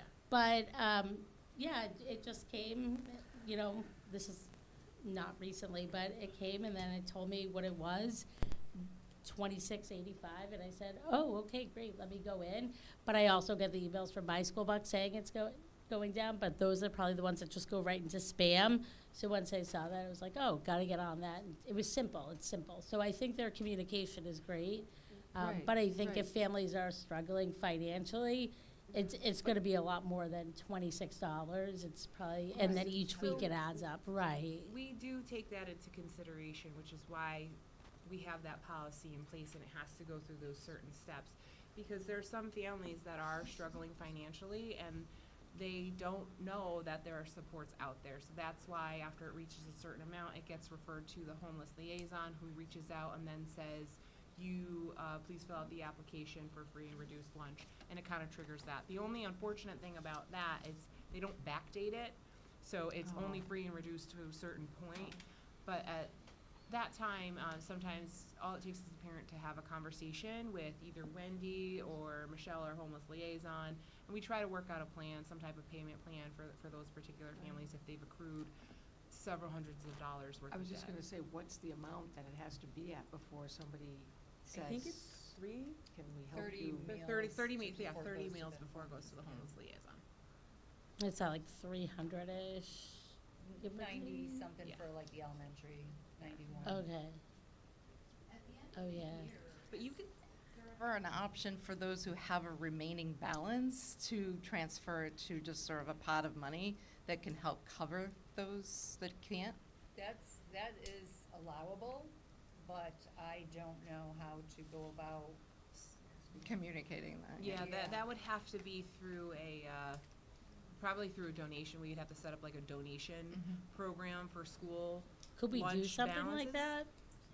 We certainly I had can. It would, I would have to look into see how Like, exactly would it have how to be that set would up different work. from the student activity fund? I just feel like there's like businesses in towns and individuals in towns who would love to, even donate a few $100 as their tax write-off, but also, showing that they're partners in the community, and then that could go towards supporting those, supporting that, like, We, Can I we- say that it's very hard for me to say that these folks that are not paying are having financial difficulties, quite honestly. Well, I know. They're doing it every year, okay? So when people are wanting to donate, I wanna be open and clear that that's wonderful. Don't necessarily think that these people can't pay it. That's not the situation. That was for- gonna be for my government. question. That's tough, yeah. They know the system. I was also gonna suggest maybe like the graduating seniors, if they had money left over, maybe it could go into, like, do you wanna donate it Yeah, to, like, I've the, had people put it into their, other students' accounts or friends' accounts, so I have to take it out and put it back in. But to actually donate it just to an open, I mean, it's, Yeah, it's not gonna work. Who are just choosing not to pay rather than. and then does everybody just choose not to pay after that when they find out? There is plans in place, there's programs in place for people that truly Need it. need it. Right, of You guys course. send out, does Right. everybody get the paperwork, I feel like? Like, So yeah, and the we beginning of the year, maybe? encourage- Here, our community wouldn't be really considered an at-need community. However, we encourage everybody to fill out that application because sometimes you'd be surprised on what you qualify for. So you may not qualify for free and reduced, but you may qualify for some of the other benefits that are associated with these programs. So maybe you don't get free and reduced, but maybe you get your field trips covered. So, and I don't think people realize that these programs are there, so fill it out. It takes like 20 seconds, or maybe a little longer. It's online, it gets submitted. I know some people are really concerned about the confidentiality, but it's all through. Very confidential. Yeah, it's like the- Fort there's only Knox. 2 people that can process. They have to go through the federal training every year, and it's And all for the registers, everything's coded, so Yes. no one would know when. Right. Rosemary doesn't know who her kids are that are getting, because it's not like Even it tells school you. counselors don't know, right? Like, Correct. It, nobody it is really under lock and key, Yes. yes. I have an off-topic question. Does anybody else have any more questions about the debt and whatnot? No? Okay, so, looking at the menu, I know we've had this conversation in the past, and the only reason why I'm bringing it up is because last week it was brought up again. I just was looking at the menu, and I don't remember which menu I was looking at. Okay, so the preschool menu, when I look at the nacho day specifically, it says meat, cheese, rice, corn, and then down at the bottom, it says halal nacho meat. One, are we still offering the pea protein meat? That's not on that menu, but yes, we still have it. We are still offering it? Okay. And now, on this specific day, where it says meat and halal nacho meat, are we offering both or just the halal meat? That is halal meat that we're offering. Okay. Is there also an opportunity to offer the halal meat and the regular meat, beef? The items are exactly the same. Exactly the same, yeah. And Cause- I would worry that my staff would either, I don't know how that would work to have, they're exactly the same. So they're not exactly the same if one is halal and one is not. You wouldn't know. But it's not about knowing taste-wise, it's about the process. But there's no way for me to have the staff label it or know what one it is and not have a mistake. That's what I'm saying. That it would be hard for me to, I could not have the integrity of the program say that this is halal and the staff put it in the wrong. So I understand the process, and I actually think it's a great thing that we do offer, because there's actually no difference in it. Like, I'm a very picky eater. I will eat halal meat. I don't care that it's been blessed by another religion and how it's been prepared. It actually is probably more humane than eating the stuff I could buy at Stop and Shop, the chicken. It's just a more humane process, I suppose. I think it also offers it up to so many kids who can't eat school lunch. But the process is just like how it's slaughtered and blessed. And I don't know if there's any difference in me sitting down and praying over my food or like kosher, right? Kosher is another thing. So the other thing that you have to consider is how the cafeterias are structured. There are only certain numbers of serving stations in each cafeteria, or serving bays to put the food. And because it looks exactly the same, as Wendy said, the integrity of the entire program would just fall apart with those particular things. So we offer the halal for the once or twice a month for that community or that that group of students to be able to participate in hot lunch. And the halal days are some of our highest revenue making days. Right. All the kids love it. Because everybody's eating it. Everybody's eating It's it. not And just people who are looking for halal. It's actually a good product. It's actually Genio. it's a better quality meat Yeah, product it than what costs you're us probably more. getting It for costs anything us- else, yeah, it yeah. costs us So more. that's exactly my point. Yeah. So now we're gonna talk about, we're in the middle of budget season, right? We're talking about Well, you cost. guys are Our budget, self-funded, we're you're self-funded. self-funded. Okay.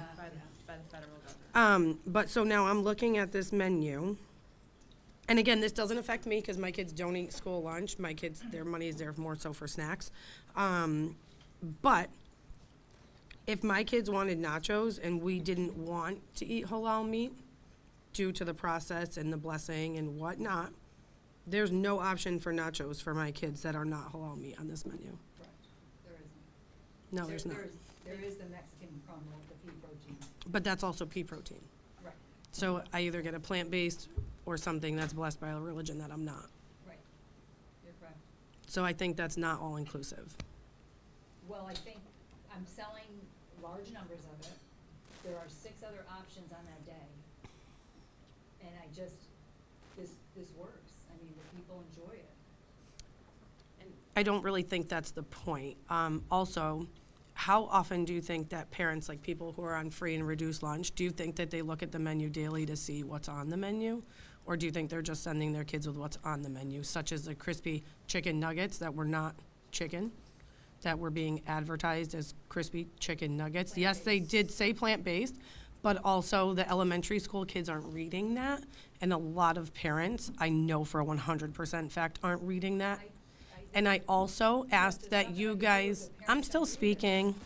I also asked that you guys could send out a notification to the district, which would be a blast email, just notifying mid-year that there was a change and you refused.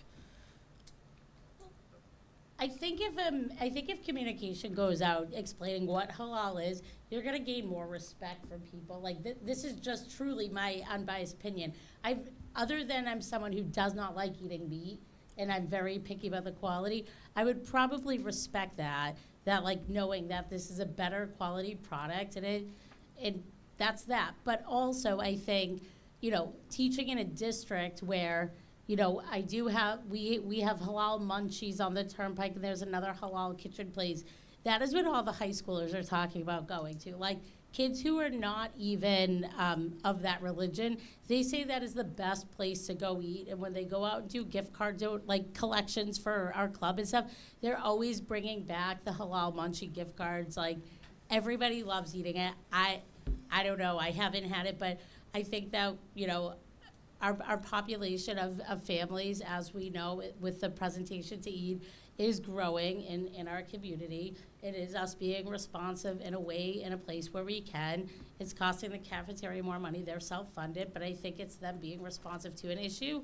And then they're offering the pea protein. And as someone who doesn't like meat and doesn't eat a lot of meat, pea protein is usually my plant-based go-to, because I will not do like a whey or something. So I don't know. I really just, I respect the fact that you're doing it, and maybe with the professional development, like utilizing that to then communicate, so then other people who don't know might know and then respect it. But I know Brian wants to talk. I also want to see if Grace has anything, but. I want to make it clear that I never said that I don't respect that we're doing that. I think it's great, but I also don't think that we are being inclusive to all people, which I think that's something that we pride ourselves on. You can make that same argument for the days we're not serving halal meats to But you're not, the other communities. but you're only serving halal or pea protein. Could I interject for a moment, please? Okay, let me just say this. There's options on each day that students can take that are not halal or pre-protein. It may not be nachos, but there's options that they can take in each building. There's no problem, as a superintendent, to send out a notice to all parents saying, please look at me. I think they showed tonight that there is transparency on the menu. They may not read it. There's nothing to say. We're not going to send out an alert that says, unless the board votes to say that. If the board says, you guys are the board, so you can create policy. If you say you want a notice going out and you don't want to serve halal meat, the board can decide that. It's not my decision, it's not their decision, that can be the board policy, as collective as a board. There's no problem sending a message out to the community to say, please look at the menu, we're specifying the foods that we have. If you want further, click on this link and you can see what halal means and what kosher means and what all of the different farms that it's coming from. That can all be there as access. But as far as students having other options that are not being forced to eat protein, whether it's protein or halal meat, there are other options on there. It may not be nachos that day, but there are options they can do that day. Now, I don't know the menu that well, but do you serve nachos another day where it's just regular ground beef? Yes. So then those students get that day. They don't, and No. other students can't get that. No, there's no regular ground beef then. No. It's only, No. because the product is identical to what we used to serve. It's turkey beef, it's always been turkey. It's Jenny-O. Because that product is identical to the other one, literally identical. Rosie, can you say anything about that? I mean, we No, would never know. you would never know. And you also could get nachos with all the other toppings except the meat, if you don't want to eat the meat. Nobody forces you to take that part. There's 4 or 5 other toppings there. I think And what's- beans, we often include beans, so that would provide your I protein. think what's important is that everything is transparent and it's noted, and the parents make choices, students make choices. So as far as sending a notice out, here's our new menu, this is what we serve, there's no problem with doing it at the beginning of the year and letting parents see it. But parents have access to the menu. Everything's specified far more than it used to be. It used to be a piece of paper. So I think that, I don't think there's no one's trying to dupe anybody or get them to eat. Now, yes, would kids go maybe against their, I'm not saying kids would, and say, well, I want nachos, I don't care if it's halal meat or not. They might do that. But I think if the parents know, they can direct their children what they want to do, if that's what you're getting at, just to notify. And we can't force people to read anything that we push out, but every school We know has, that. like, the secondaries, they have it on their announcements. And then when the students are eating or ordering their lunch at the elementary schools, I made this very clear last year. When the teacher is taking the order, they read exactly what the menu says, so the kids know I'm getting the halal nachos today, and they raise their hand. But I You know what just mean? think So- a general letter stating about the local produce, stating about the halal chicken, stating about the protein, that's not a bad thing, because we're doing it anyways. It's just notice. So we do have a letter that goes Yeah. out. That we did send out last year. Yeah. Yeah. It says kitchen news, I believe. And we also send out the updates from the cafeteria, which do highlight some of the things that we are pushing out in the future. So we give parents the opportunity to. You did that last, when you talked about it. And When like I talked to you about it, it was not. You guys 100% refused For what, the letter? when the menu changed mid-year. last year? I don't remember if it was last No, year or we the year got something before. last year when it changed. Well, I can Yeah. look back in my emails, because before I wanted to speak on this, I was 100% clear of what I'm speaking of. So So I think, Grace, do you have anything, do you even buy school lunch? It's okay if you don't. It's okay if you have nothing to add. It just as a student. I do every so often. My biggest curiosity would be, do you guys offer any kosher options? Because having the halal and being inclusive in that sense is obviously important, but is there options for students who follow kosher? I'm actually working with our distributor now to find out how I could get that information, because it wasn't as easily found, quite honestly. I'm sure we have kosher items. All right. I just don't have them labeled, because I'm not 100%. I'm looking for that guidance from our main distributor. I don't know the letter, and I apologize, but if it just states that we're serving kosher items, we're serving challah chicken, we're serving local produce, and then please, it's noted on the menu so parents take note, I'm comfortable with then the parent making the choice, as long as the board is, whether they choose to have the lunch or not based on what's there, and that we're not discriminating against anyone, because there's always another option that's not. It may not be the same item, but there's always an option for the student if they don't want, because it's kosher, because it's halal certified, or even if it's a local produce, they have another option. So I think that, I think that we're meeting the needs of everybody. I really do. But I don't know, Jess, how you feel about it. I don't know if that's something we can do. Well, I think, and does anyone else want to add to this before we kind of move on? I think you guys are doing a great job, though. I think like what you've presented is a lot of innovation in such a small department that serves so many, and I think that's really important that you are sharing that. You're partnering with these farms. You're talking about the negative debt, the sustainability, and I don't know, even like there may be ways to like expand your sustainability initiatives next year with like the high school and middle school science courses and stuff. Like, I think you guys are really doing a lot of great stuff. School lunch was never anything I was ever interested in eating, but as I see what you're presenting and talking about, it's something, I know my child, his teacher has us fill something out every day what he's gonna want for the pre-K. My husband has to go through it with him every morning. He says pizza is a mistake. He has his opinions, but we always have backup lunches, and I think like you're not gonna please everybody, and pizza's never a mistake, so. And I will say that there's times when a student will get something, and they are always welcome to come back in. Yeah. I didn't like this, and we cater to them. That's what our job is. So they are always welcome to come back and switch to something else. I think the last thing for those on the board who don't know, like having our own food service here is another incredible thing we're doing in Berlin that all school districts don't have.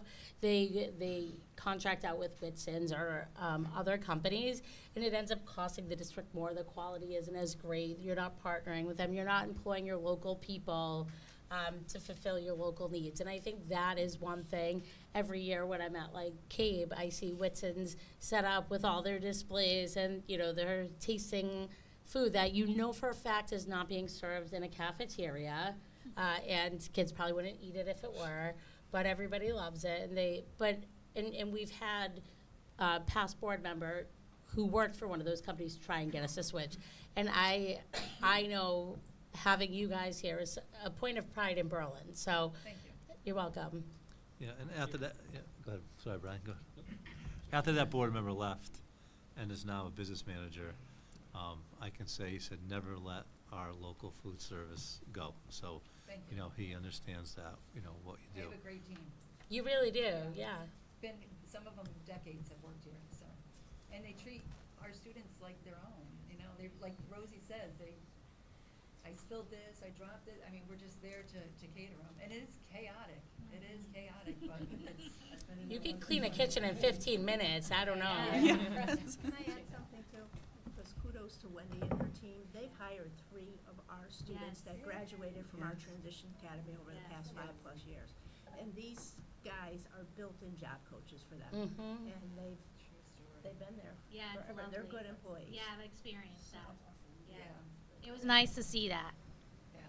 And they're happy to be there. I think if there's anything that parents want to see that's not on the menu, and we can make it work, you would try it, right? If there's suggestions of things you want to do, we would definitely try. If there's things you'd want to see, you think that students would want, Jess, we'd try it. We would try to get it out there. Thank you. Because a well-known their child does much better in school, and it seems like you all take pride in that. I and that's appreciate really that. Yeah, small. thank you. So, thank you. I really love your enthusiasm, just like the day work that you do. Yes. And I'm sure that that translates to how happy the kids are too. Yeah, yeah. I can't speak to the chaos of a Yeah. cafeteria, but everyone, I've never seen someone displeased coming back from the Berlin High cafeteria line, so great job. Thank you. Appreciate that. So we don't have to take action on that, but thank you so much for your presentation. I really appreciate it. Thank you all. Before we move on to our next item, I know the Boy Scouts are here because you guys have to earn your badge, but I think 2 hours is a long time. So I won't tell anyone if you guys leave. Thank you. But you are more than welcome to stay. It's 8 o'clock. I hope there's still cookies left out there provided by our food services. We still have a bunch of agenda items, so. And if you don't do your homework tonight, just blame the Board of Ed. No, the Boy Scouts could stay. They were fading. I felt so bad. As we are all fading. They are. All right, so moving on to the state healthy food certification statement for July 1st, 2026 and June 30th, 2027. Section 10-215F of the Connecticut General Statute requires that each local Board of Ed for public schools participating in the National School Food Lunch Program must take action to certify whether all food items sold to students separately from reimbursable meals will or will not meet the Connecticut nutrition standards and whether to allow the food and beverage exemption. So we need 2 motions for consideration.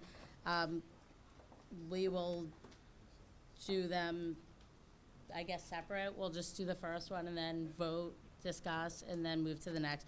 Do we have a motion for consideration for the first one? I move that pursuant to CGS Section 10-215F, the Berlin Board of Ed certifies that all food items offered for sale to students in the schools under its jurisdiction and not exempted from the Connecticut nutrition standards published by the Connecticut State Department of Education will comply with the Connecticut nutrition standards during the period of July 1, 2026 through June 30th, 2027.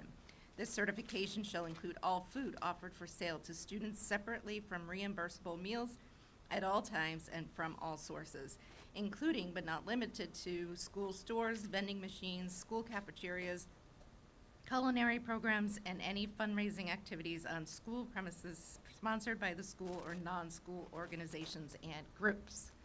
Do we have a second? Thank you, Jen. Oh, wait, no, do we need a second on what she just? Second. So, second by Gina. Any discussion on that? No discussion? All those in favor? Aye. Opposed? So that carries 8-0. Okay, for the next one, do we have a motion for consideration?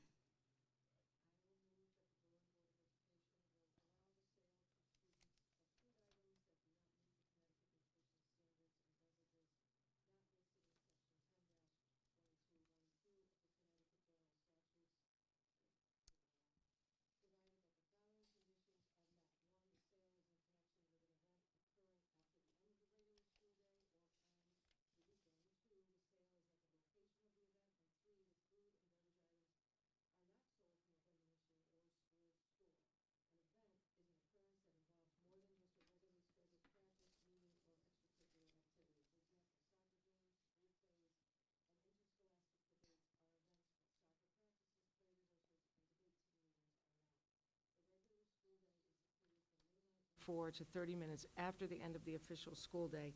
Location means where the event is being held and must be the same place as the food and beverage sales. We have a motion by Gina. Do we have a second? Second. By Brian. He beat you to it, Melissa. Any discussion? All those in favor? Aye. Opposed? So the vote carries 8-0. Thank you guys for reading those long ones. So now we are moving on to our next agenda item, the DRIP grant. So we can have Ashley Dorsey come back up and talk a bit about this. You, what? You did all 3 already? 3 more? There was 2. Unless I'm skipping things again. There wasn't. I think it was built in. All right. All right, Ashley, it's all you. Okay. All right, so recently the Office of OPM developed a program for district repairs and capital programs to help offset some of the burden that local taxes or local communities have with capital projects. So they worked together and they established a program for money to be funded for minor repairs and capital projects within K-12 buildings. This money is not going to go upstairs, it's going to come directly to us. For the fiscal 26 school year, we received $128,889. And we would like to allocate some of this grant funding to the Hubbard Library renovation. If you recall, we had that on our capital priority list for several years. What it entails is opening up a space in the library out to their courtyard to create a outdoor learning space over at Hubbard. I believe it is one of the only schools that we have so far that doesn't have a specific outdoor learning space. So it would certainly open up the opportunity over at Hubbard. Project also entails new carpeting, upgraded lighting, and paint. One thing that is not covered in this grant is furnitures and fixtures, so we're going to have to come up with a plan for the new circulation desk, but we'll get there. We're going to phase it as we can. So the total estimated cost for this project is $78,864. So I am asking permission to utilize a portion of this grant funding for the Hubbard Library renovation. So let's go to a motion for consideration, and then we'll open it up for discussion if you guys have any comments or questions. Do we have a motion for consideration? I move to allocate $78,864 of DRIP grant funds for renovations to the Hubbard Library Media Center and authorize the Director of Finance and Operations to issue purchase orders to Oresco Construction Company, McBride Wayside Carpet Company, and Rexel USA for renovations associated with the Hubbard Library Media Center. Do we have a second? So we have a motion by Jen, a second by Vanessa. Let's open it up for discussion. Are there any comments or questions for Ashley or as the board?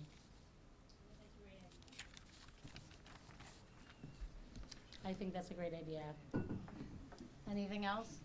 So furniture cannot be covered? So Is that part of the rules? Right now, it doesn't look like furniture and fixtures are included in this grant. It looks like strictly construction and construction-based product expenses. No, they're looking to make this an annual grant.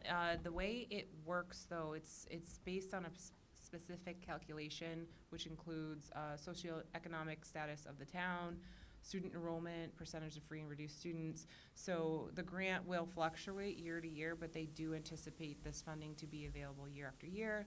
And whatever funds are not used, it rolls over into a non-lapsing, so it's not one of those use it or lose it grants. Nice. And it'll change based on what the status is of the Yes, I wouldn't district at the anticipate time. this going up to 500,000. It's probably gonna stick around this 120 amount, but, yes, it will fluctuate year to year depending on those criteria of the grant. Sometimes they start a grant, and then it may go for 1 or 2 years, and it kind of pulls back. Yeah. So I I was just, just I curious if it just don't was- think we should, it's great that we got it, and it's allowing Yeah. us to do some capital things we couldn't, but I wouldn't just bank on it. you Don't know. take it for granted? No, don't take it for granted, don't think it's coming all the time, but be happy we got it. Yeah, that's the message. That's the message. We won't. This is what's right with me. Any other comments or questions? Okay, we can move to a vote. All those in favor? Aye. Opposed? Okay, 8-0. Thank you. Moving on, thank you, Ashley, for all of that. I'll stick around for a while. You'll stick around? Yeah, I wasn't sure. I was looking ahead. So moving on to the facilities update, we're going to turn it back over to Ashley to provide us with a brief update. Okay, so since we last met, the bids for the BHS flooring projects were reviewed. 8 contractors bid on the project, and the lowest qualified bidder had been identified. However, the $900,000 allocation for the project is less than the value of the total contract. Per Connecticut state statute, we cannot officially award the contract until all funding has been identified. The request for additional funding is going to be presented to the town council at their next meeting, and the town anticipates this project to be officially underway this summer. However, we don't have specific dates and we can't start actually planning those dates, so it may be slightly delayed. The contract for A&E Design Services over at McGee for their science labs has been signed. The town engaged with Fire Architecture. The kickoff meetings are expected to start in June, and the anticipated timeline for these designs will take about 6 months.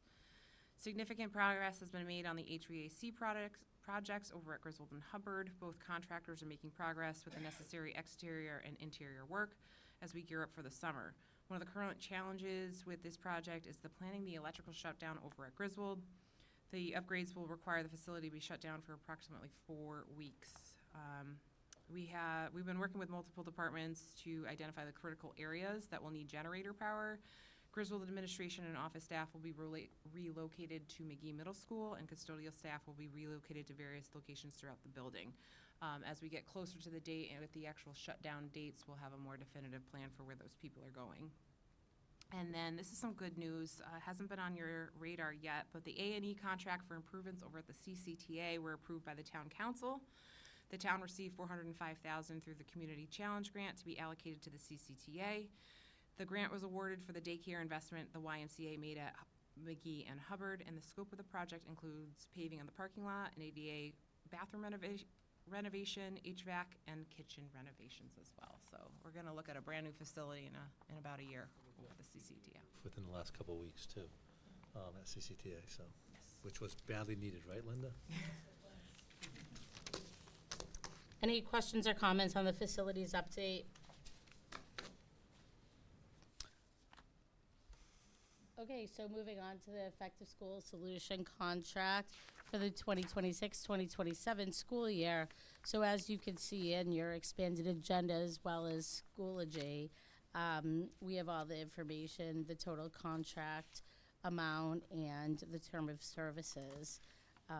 So before we open it up for discussion, does someone want to make a motion for consideration, and then we can go ahead and open it up to discussion and invite, Linda, or Ashley, Brian, or whomever else in to answer any questions.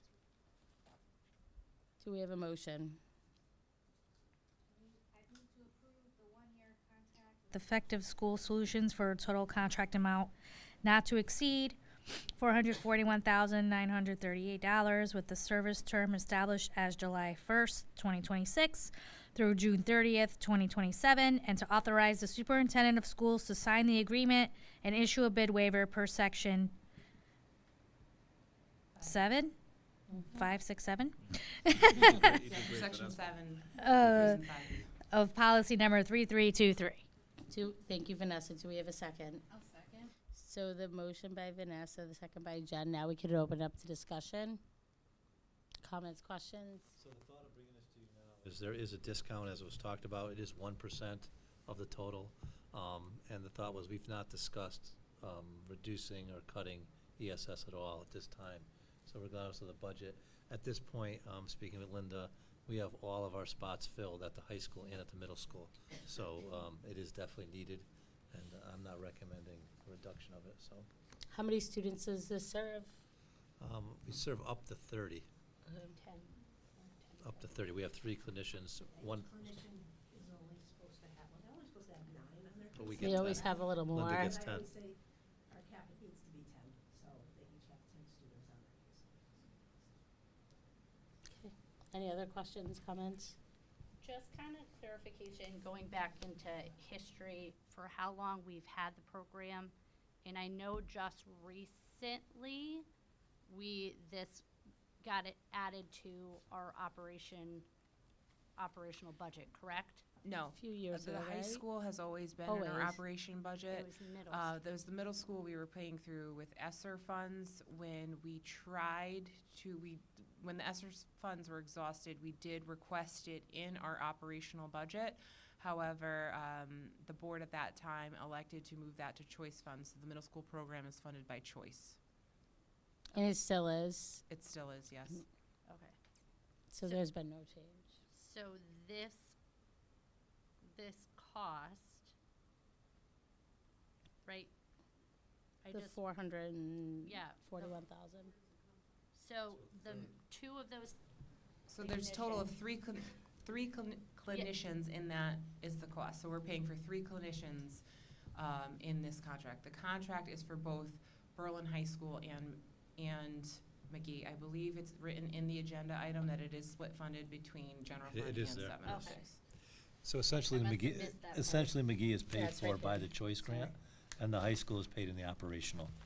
So a third of it is paid out of grant, 2/3 is paid out of the operational budget. Yeah, that's the last sentence of the first paragraph. For of the years, statement. for those of you who, That's okay. for those who haven't been on the board, for years, it was something that was talked about at the town meeting, it was discussed, and it was always on the, deciding whether we're gonna keep it or not. Yeah. And the last few years, it's just been, the parents come out, students come out, so we didn't even entertain discussing it this year as a possible reduction. I think the amount, like the investment in it, like pays dividends to the comparison of outplacements.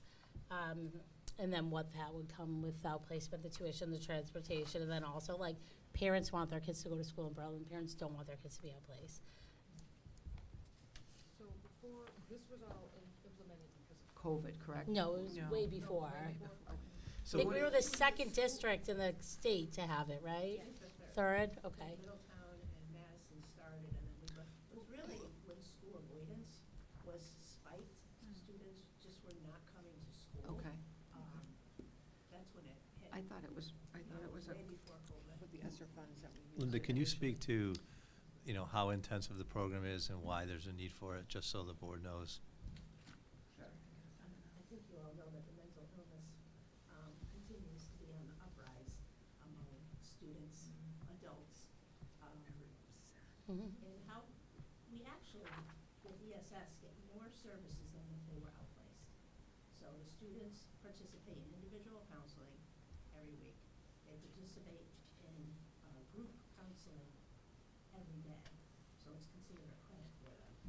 And then there's a family component, and the family component is what's huge, because sometimes the parents are the ones that just need coaching to help get their kids to school, to help access resources for their kids. So it's required, so if the parents don't wanna participate in it, to buy monthly family counseling, and the kids may join it, or it may just be with the parents, then they cannot participate in ESS.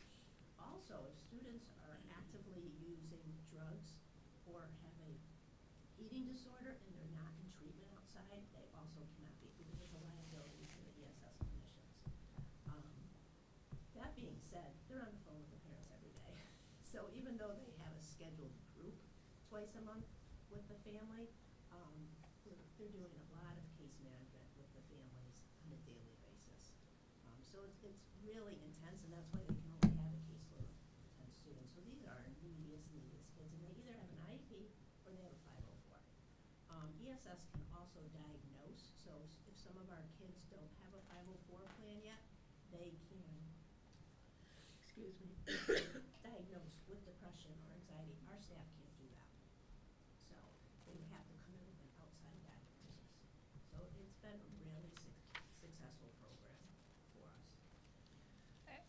I think you may be thinking of, Gina, the middle school program was brought on through ESSER funds.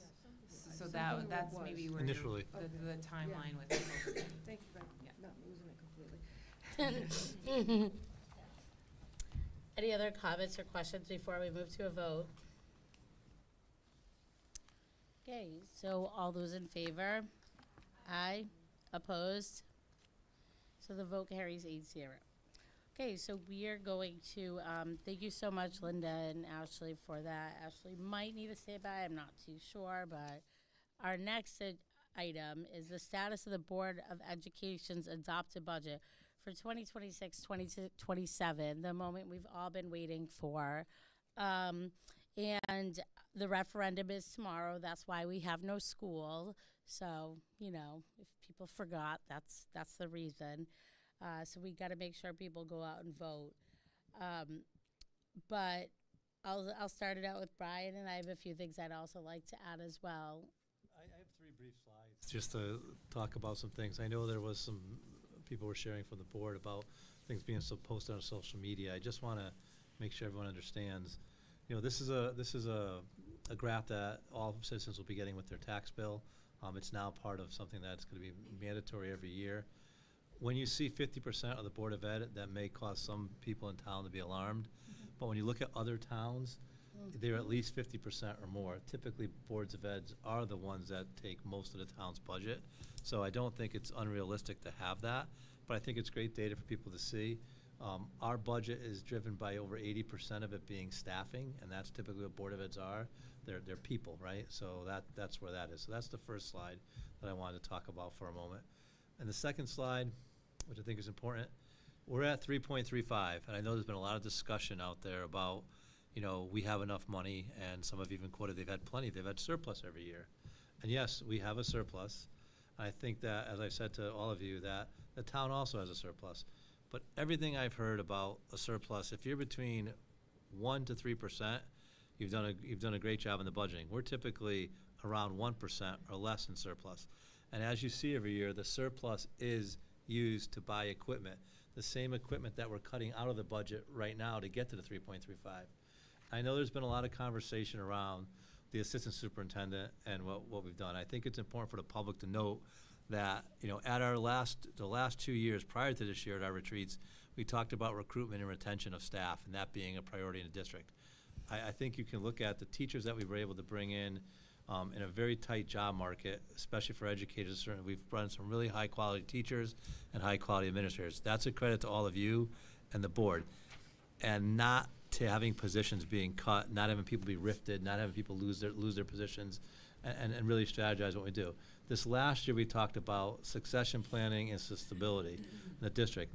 The assistant superintendent's position, to be really clear about that, all of you are aware it's a little over $30,000. We are not filling a special education supervisor position. Linda retiring, all of you interviewed, appointed Michelle Zoistner as the director. Jenna will be the one supervisor.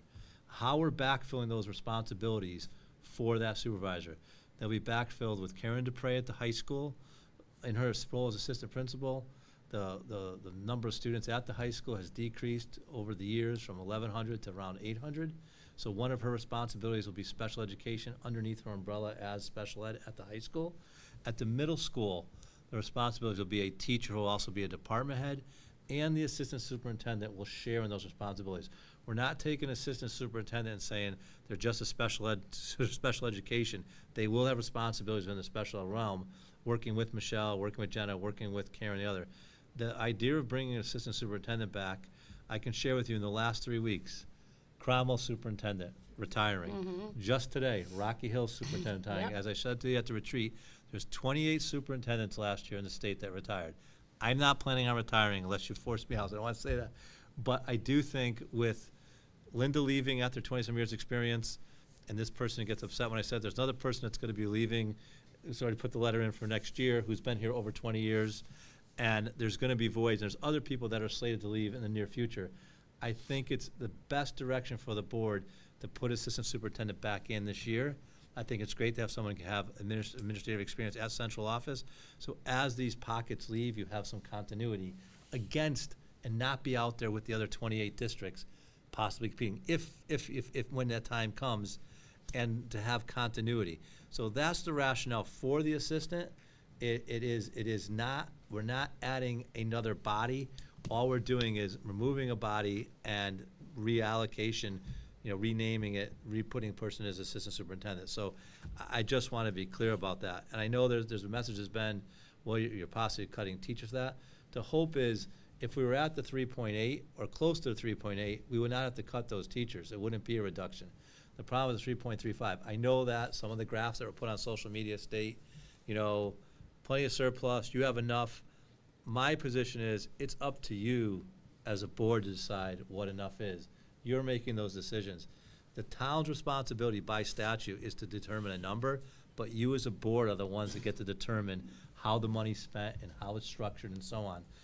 So it's important to note that, and I also am concerned that the public has if the education system wasn't moving in the right direction, it's not gonna be a town that they're gonna look at, it's gonna be myself and all of you. So that was the rationale for the assistant. I've said it public at the parent meeting, I've said it public in the budget presentation, and now it's on record again.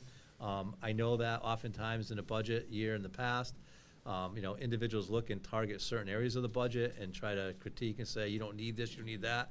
And everyone's entitled to their opinion, but ultimately, as a board, it's your decision on how things go. And because you were elected to make those decisions, and the state statute is saying there's supposed to be a buffer between the town and the board, and that's in every town. That's by design. Right, and that's how the Connecticut General Statute is written, and we often go back to that. I just thank you, Brian, for that. And I do want to say, all over our local news in Connecticut, we're hearing about this budget deficit. It is not unique to Berlin. It is not a situation we are in. Actually, our ask is a lot lower, and the gap we're trying to fill is a lot smaller. And I think that's credit to Ashley, Brian, and everybody they work with and the work we've done here. You could see Hartford, you could see New Britain, and then other affluent towns and communities who are having much bigger challenges than we are. We as a board, our job is to set the number, and we have to let we determine how this money is allocated and what we're doing. We let the town do their job. We stay focused on our job, which is driving our school district forward to serve the students and fulfill a promise to the parents who choose to send their kids here. Then there's a trickle-down effect of tax dollars, taxpayers, this and that. But if we want to go ahead and start talking about the people on Facebook, whether you want to call them trolls or, your informants, your community informants, they like to inform all of us. Well, number one, data can be skewed however you want to skew it. That's number one. And we all should know that. If you don't, you can skew your data. Two, you can pick and choose what you are choosing to report. And so just, a little data I gathered today was exactly that. People are choosing what they're sharing out, how they're sharing it out. And then three, questioning the people who are reporting out, how many of them, if you were to make a little tally, have the best interest in the students attending Berlin Public Schools? You could, maybe people whose kids are out of the school, they could say, no, I have the best interest. Right. Okay, that's fine, you might, but then it goes back to often the similar statement, well, I'm a taxpayer too. Right, you're a taxpayer, but you're not focusing on the students. That's what our charge here is. That's why we've been voted in. I know that, restructuring a position with special ed and assistant superintendent is probably one of the smartest things we can do. We are being innovative and creative with limited funds. So, I always kind of laugh every time I see it spun. Look at what they're doing to special ed. How dare they with numbers going up that high? Or, I can't believe they're adding another admin position. No, we're actually cutting one and restructuring it to fulfill the needs of the kids, to do what's best for the kids. And then it's going to be us on the line when it hits the fan and it's an epic fail. When people are going to town council saying, I can't believe they didn't add an assistant superintendent when, he's no longer here, and then expectations are no longer being fulfilled. I don't know in any career or industry where succession planning isn't a thing. So it's absolutely insane for people to think that we would not do that when we are dealing with children. We have a promise that we are fulfilling for children. And again, like I stated, we are not unique in this budget situation. We're not even in a crisis like many other towns. We are being proactive, responsible, and reactive to the needs of our community. So if people are questioning transparency, I think it's important to say, have you come to a meeting? Have you spoken to town council?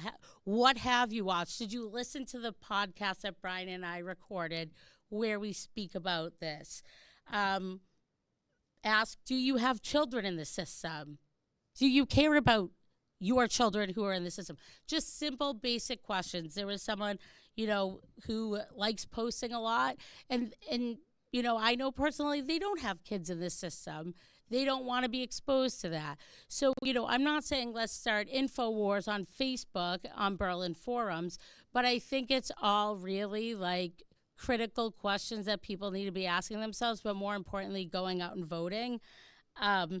because we are delivering on a promise for all the students who attend Pearland Public Schools, not just, the taxpayers. So we have a different charge, and that's outlined in Connecticut General Statute. So if anybody else would like to chime in, I'm all ears.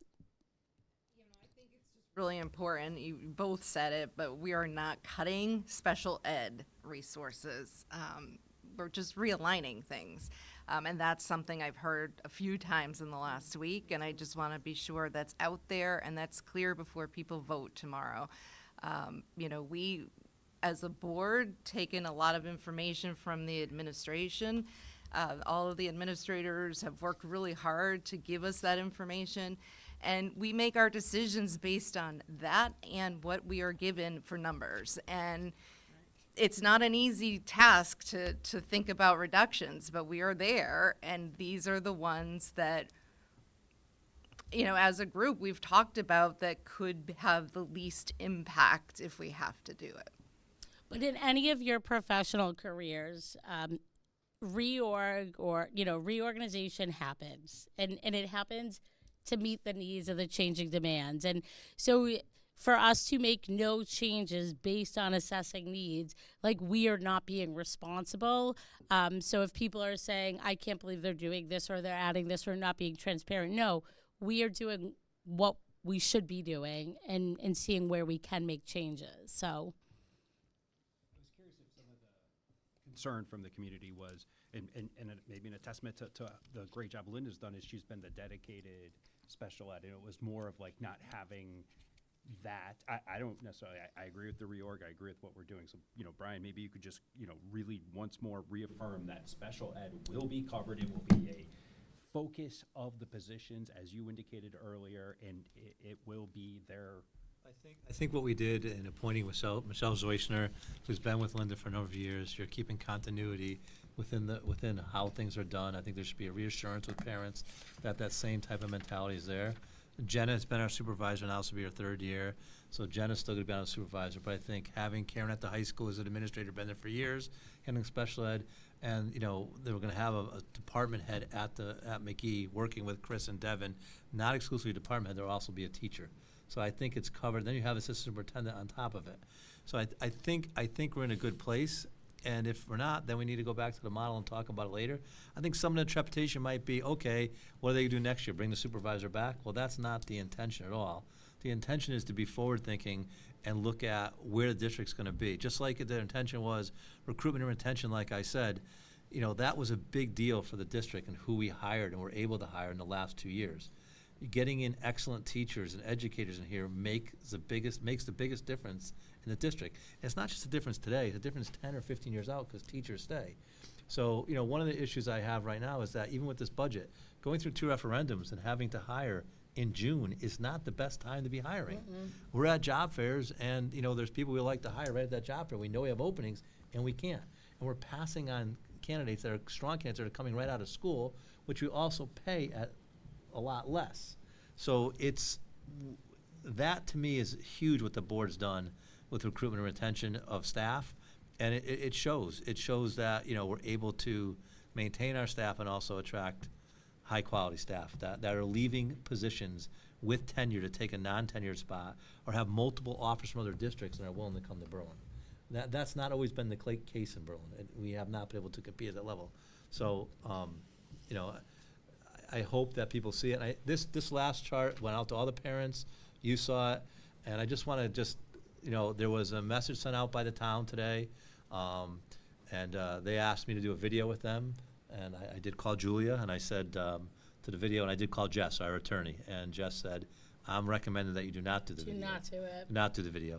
And Ryan was fine, and Mark was fine with it. The mayor was fine, but they also sent out, and Can you explain why though? Because I think that's the biggest reason. It's not we're just shutting it down. The board is not able to communicate about the budget. That is the advice from our law firm, Shipman, saying it's not. Based on Connecticut General Statute. Not even saying reminder to vote, but the town attorney is advising them that they can. So they sent out, a nice. It wasn't horrible. It was very positive. It wasn't. So I think that the level of respect this year was different than it's been in the past. It wasn't that, it was just a reminder to come and vote. It just balanced what was out there, and it was very good. We can't do that though, but the town can. So, and that's dealing Well, with the what our town- attorney. well, Well, the depends town, on but how you how their interpret attorney, the but law. their attorneys interpret it one way. I asked Jess today why, and Jess said, point blank, I represent the board, and I'm recommending that you don't communicate. So, I'm following the lead from our attorneys. The only other thing I want to say is I want to double down on what Julie said about succession planning. I mean, in any well-run organization, you are thinking 3, 4, 5 years in advance, and otherwise, we are going to have a period of transition time. I mean, and of course, it doesn't mean we won't. Yeah, but I mean, we are doing everything we can to minimize that happening. And those students who are here, if we have that kind of disruption, it will be felt. And that is critical. So I think a few-year period of an assistant superintendent for them to get up to speed and see if they like this community, if the community likes them. And also, if It you as a makes board all the like them, I sense. mean, it gives you a chance, you still can go out, not superintendent, but you still can go out and interview a superintendent if you don't, and you have an assistant. But you also have other positions that people that are critical at central office that will be leaving, looking ahead. And, I'm not trying to put doom and gloom or anything. I'm trying to set things up so that we're able to sustain, where the district is and move it forward. That's really what the thought is. And then hearing about 2 surrounding towns where the superintendent just announced retirement, it's, the roadmap for it is happening across the state. So, and I just think now is the right time. So, I mean. And I think when you're looking at some of these other towns that we're hearing about in the news, they're struggling just to get through and figure out the next year. We are proactively looking at 3 years down the road, 5 years down the road. And that's what makes us different, and that's why people look to come to Berlin, because they know there's those excellent resources in our schools, and that we have a really good school system, and that's how you do it. And it costs money, but it's worth it. I also think if you look at the budgets, even us, even if we somehow end up getting the 3.8, that is still much different than where other districts are. I mean, I'm from a district in Ardurg where I live, they're up about 5, and there's much more of a budget crisis elsewhere. So I don't think, and I always say this, and it's not to say we've never get what we asked for, but if you look at the last years, we've been above 3%. Our average is 2.73. It's far better than what we were 6, 7 years ago at 1%. So, but, the number is always around 4 to maintain staff. So, and I think we're all in agreement that should we find the additional money, the 2 ELA teachers would be the first things to go back in. Are we all in agreement of that the public knows that too? I think I know we're not voting, but I think that's the. And I think also for those who are going to criticize the Board of Ed for our surplus, like I stated at the town meeting, the joint meeting we had last month, look at what the Board of Ed side is compared to the town side. And the Board of Ed is far more transparent about what our surplus is and what we're spending that surplus on versus the town where they're criticizing us for having any surplus, and even if and when we send stuff back. So what was our surplus last year? So 500,000? 500,000, and they were, what, approximately? 1%, yeah. So we were 1%, 500,000. It was used for our technology replacement cycle. The town was over 5 million. Is that roughly around 5 million when we're looking at roughly a 50-50 budget split? So we're not even hitting $1 million. They're hitting 5, and we are getting criticized for that. So again, our charge here is very serious. We are serving students whose parents trust us to make decisions to provide the best possible education. And we're coming in with 500,000, not 5 million. So,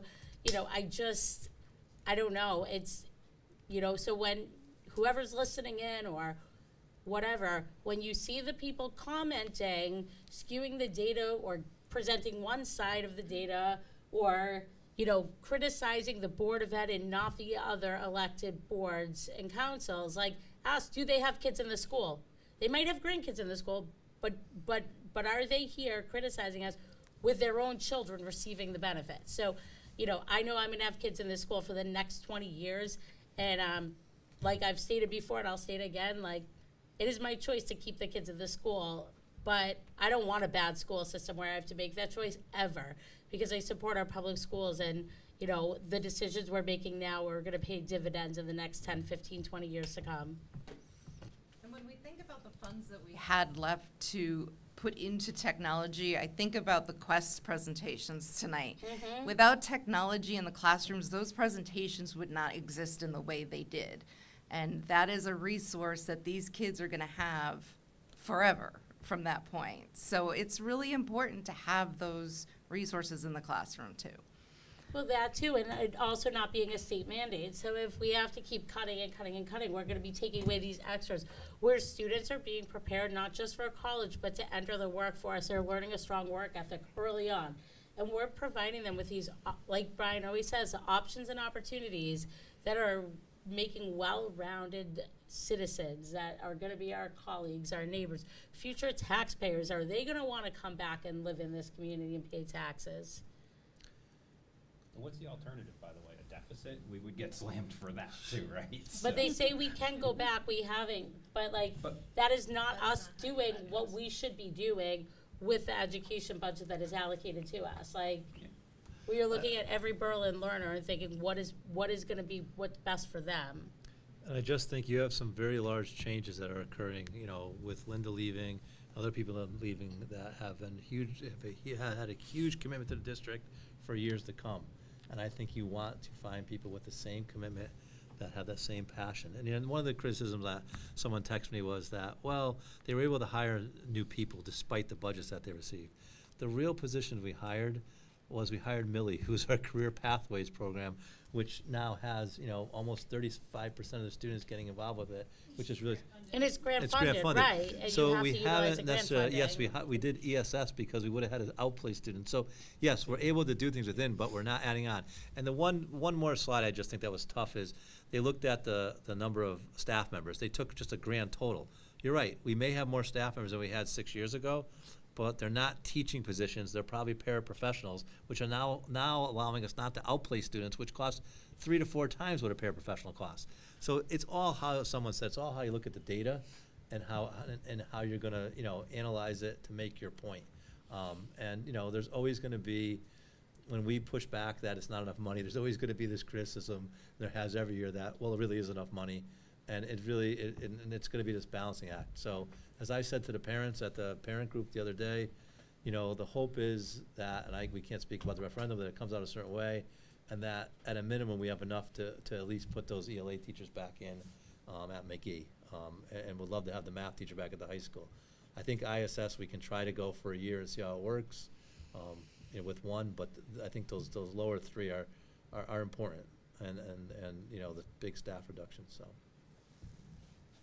I think my biggest concern is when it comes to staffing is looking ahead, right? So my fear is if we do have to cut positions, even if we have to rework where they work, we lose those positions. And the likelihood of us gaining those positions back, it's so minimal. You're right. And, you know, it's like you're trying to save money for today, but, you know, you're missing out on opportunities, keeping classroom sizes smaller, making sure that the resources and opportunities that our students have stay.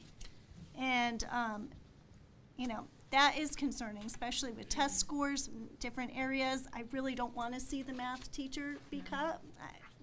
And then the same thing with ELA. If we have to cut those positions, I don't know if we even have the statistics, like, what's the likelihood of us rehiring those people? Because every year we come with the budget, every year we propose a certain amount, the city says you don't need it. So I think retention is the most important thing. I want to make sure that we keep the teachers and the positions, both things, because those are 2 separate things. As people retire, even though we can move people to those positions, it's so important to keep the positions as well. And I think we saw a slide at one point with, like, over the last 3 years, how many positions actually have been cut. And I don't know the number. The slide's there. We have it broken down to teachers, Yeah, paras, so and there, it's I broken mean, down. there have been positions that no longer exist, and They're not back. you know, they're not back. So that's absolutely right, Christina. Like, they go away, they don't come back. Yep. So I was looking at the enrollment of our current 5th grade, who's going to be in 6th grade next year. And in the budget presentation, it was 192. The current 6th grade is 197. Not that big of a difference. And to consider 2 less teachers in that grade level, I mean, absolutely not. Class size is around 25 per class. Right, so And we- then there are a few houses on the market, they don't stay on very long, and they can move in with families, and then that 192, 197 could easily push that right back up, right? You've got a few. Construction going on right now. Oh, yeah, absolutely, and then Some the apartments, and, you know, And kindergarten is always a anomaly too. We don't know exactly where that number is. So, the hope is if K's not, maybe we could get a teacher from K that we could then, move. We just don't know. But right now, and the budget is fluid, those are the 3 positions we really need back in, and it puts us close to, if we got close to it, the 3.8, it does it automatically. We get close to it, more than 3.35, we'll do our best to try to, squeeze out what we can to make that work. So the hope is that there's additional funding put back in, and those are the teachers get back in. The only other thing I want to say, Julie, you are right about people with kids in the school, but somebody advocated for you when you were a kid. Whether you have kids in school or not, whether your kids have been in school, it's your community. And as your community goes, or as your school system goes, your community goes. And you're part of that. oh, and I agree, like, I know, I know like, you do. your kids are out, but you're still here sitting, same with, like, you guys are still here sitting at the board advocating, supporting it. But I'm just talking about the people who are publicly trolling. I have neighbors who are retired and their kids have been out longer than I've been out of school, and they still support it. And there's many people who do, but I'm saying the people who are out there picking and choosing the information they are publicly disseminating to the public, that would be my question. And then for those who do have kids at the school who are saying, don't vote for this, don't support this, like, okay, obviously, they're disgruntled about something. They're not focused on our taxes because our taxes have been favorable year over year over year. And then when you look at our school budget compared to other town budgets, the number that we're at, plus our mill, like, Berlin is a very desirable town to live in. But yes, Brian, I agree, and I just think some of the people, though, will choose to say, well, I'm a taxpayer, I'm allowed to care, and. Not a stage in life, you can't say that about another stage in life. Correct. Thank you, though. Anyone else want to contribute? No? Okay. Well, that was just a discussion, so moving on to our next item, preschool tuition. So the superintendent's proposing offering a 10% tuition discount to families with more than one child attending the preschool program. Before he talks about it, do we have a motion for consideration? I have a motion to move to approve the 10% tuition discount to families with more than one child attending the preschool program. Do we have a second? I'll second. So the motion by Melissa, second by Jen. Any discussion? Brian, do you have anything you want to add? This is not, I think we have one issue where there's twins, if I remember correctly.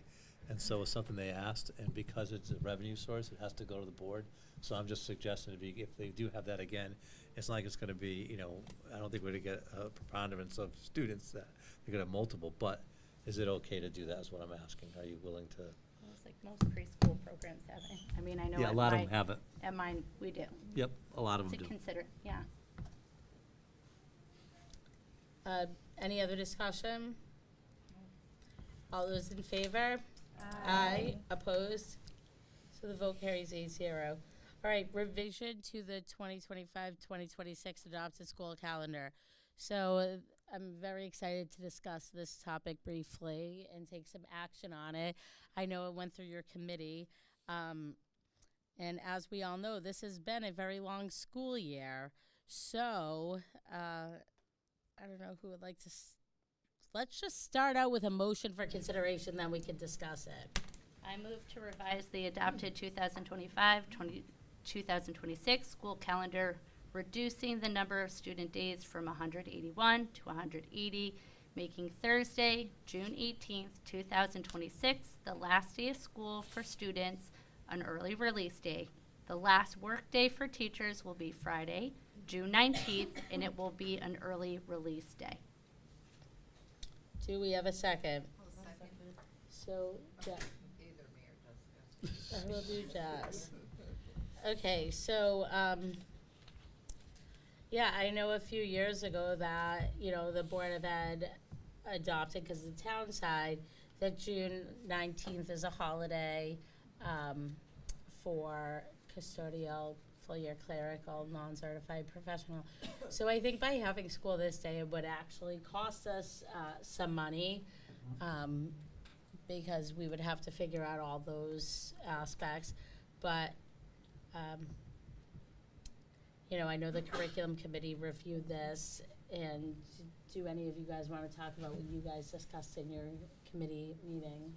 Yeah, just in the committee meeting, we discussed about what Brian had proposed, and that was the suggestion of the half-day for the Thursday and a half-day professional development for Friday, and having it being an opportunity for curriculum work to be done in person while staff was still there.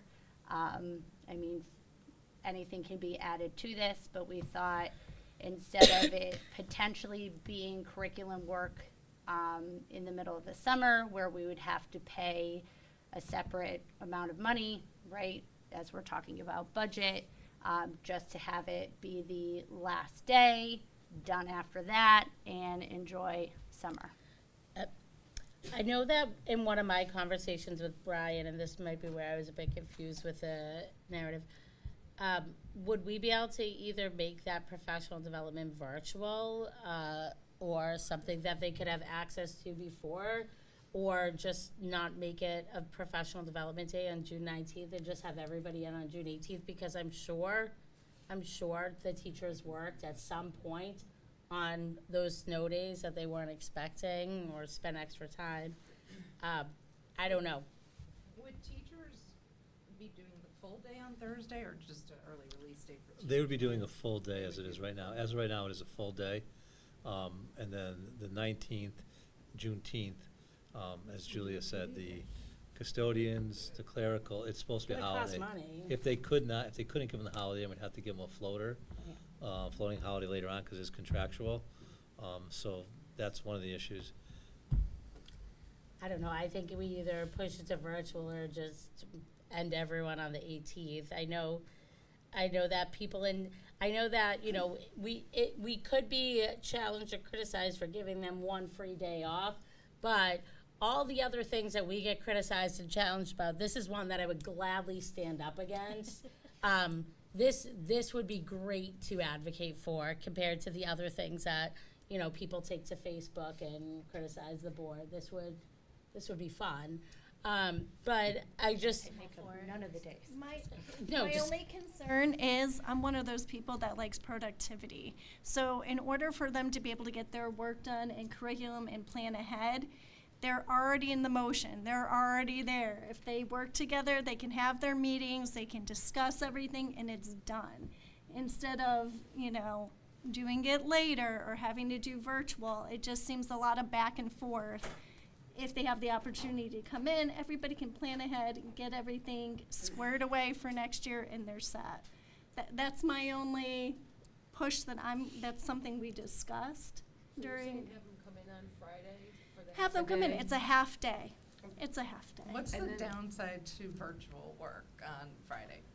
They're gonna be working if they're gonna work anyway. Those who aren't gonna be working are not gonna be working. Like, there's people who are gonna give the next 2 weeks to working, and they will, and then there's those who aren't. Like, I don't know why wasting the resources with clerical, custodial. Like, if we are gonna give them something, make it virtual, because I don't know, but I don't think there's a downside other than we're respecting and trusting that you're gonna get your stuff done as you see fit.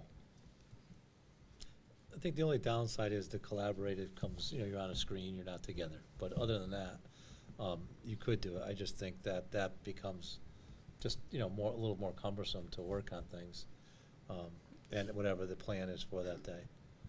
What's going on that Thursday afternoon, that, whatever they were gonna do on Friday? Well, the Thursday afternoon was gonna be more building-based. You know, It was they a were, half- they were gonna, it's a half day for students, right, but teachers would do a full, so it'd be more building-based PD, wrapping things up at the building, closing out meetings and things like that. The Friday was gonna be more PD, professional development, moving forward, curriculum work and things, and the thought was that on Friday, we have the staff, so it's a matter of, you know, whether we would pay the staff to do curriculum work, and they're later than usual to do, the year's But not going on. everyone does curriculum work, right? No, but if you're meeting as a departments might meet together, you have everyone there. When you do curriculum work, it's elective, right? You ask people, but they say yes or no based on availability. So then have those people come in the following week if they want to do curriculum work. I don't know. This year's already going really long. We're starting next year a week early anyway. I think we start cutting away from people's vacation. I think you start looking at this, then people start criticizing the snow days, this and that. I understand why we have them. I'm all for a snow day. But I don't know. I know when we put the policy in place for June 19th, because I was on the board, I don't know who else was, we literally had the conversation, we don't think school would actually ever go on until June 19th. And now here we are. And that's why I'm like, just end the year June 18th and just do everyone a favor. I know that comes with giving people a free day, then assign them something virtual to get ahead of for next year, but I don't know. That's my unpopular opinion. I would I'm gladly. with you, Julia. Thank you. Is anyone else with me? From an administrator perspective, Yeah, what do having you guys teachers think? here on Friday, is it making a big difference or not? It makes a difference in the sense that if there's work that was gonna be done, they're here to do it before the year ends. I mean, I think if the board decides to do it, you're doing it because it's June 19th. You know, it's a holiday for most, you didn't expect teachers to be there. But I can't sit here and say there's not work that doesn't need to be done, because there's always work to be done. But to me, it's really a board decision to decide if it's something you wanna do for the teaching staff. I think like a day like tomorrow or the second half of June 18th, you're gonna get far more done than making people wake up on that Friday, especially if they live in town, have kids in town, and their kids don't have to. We've done that I mean, that would before. be a hard no if it was a Monday. So they have a half day.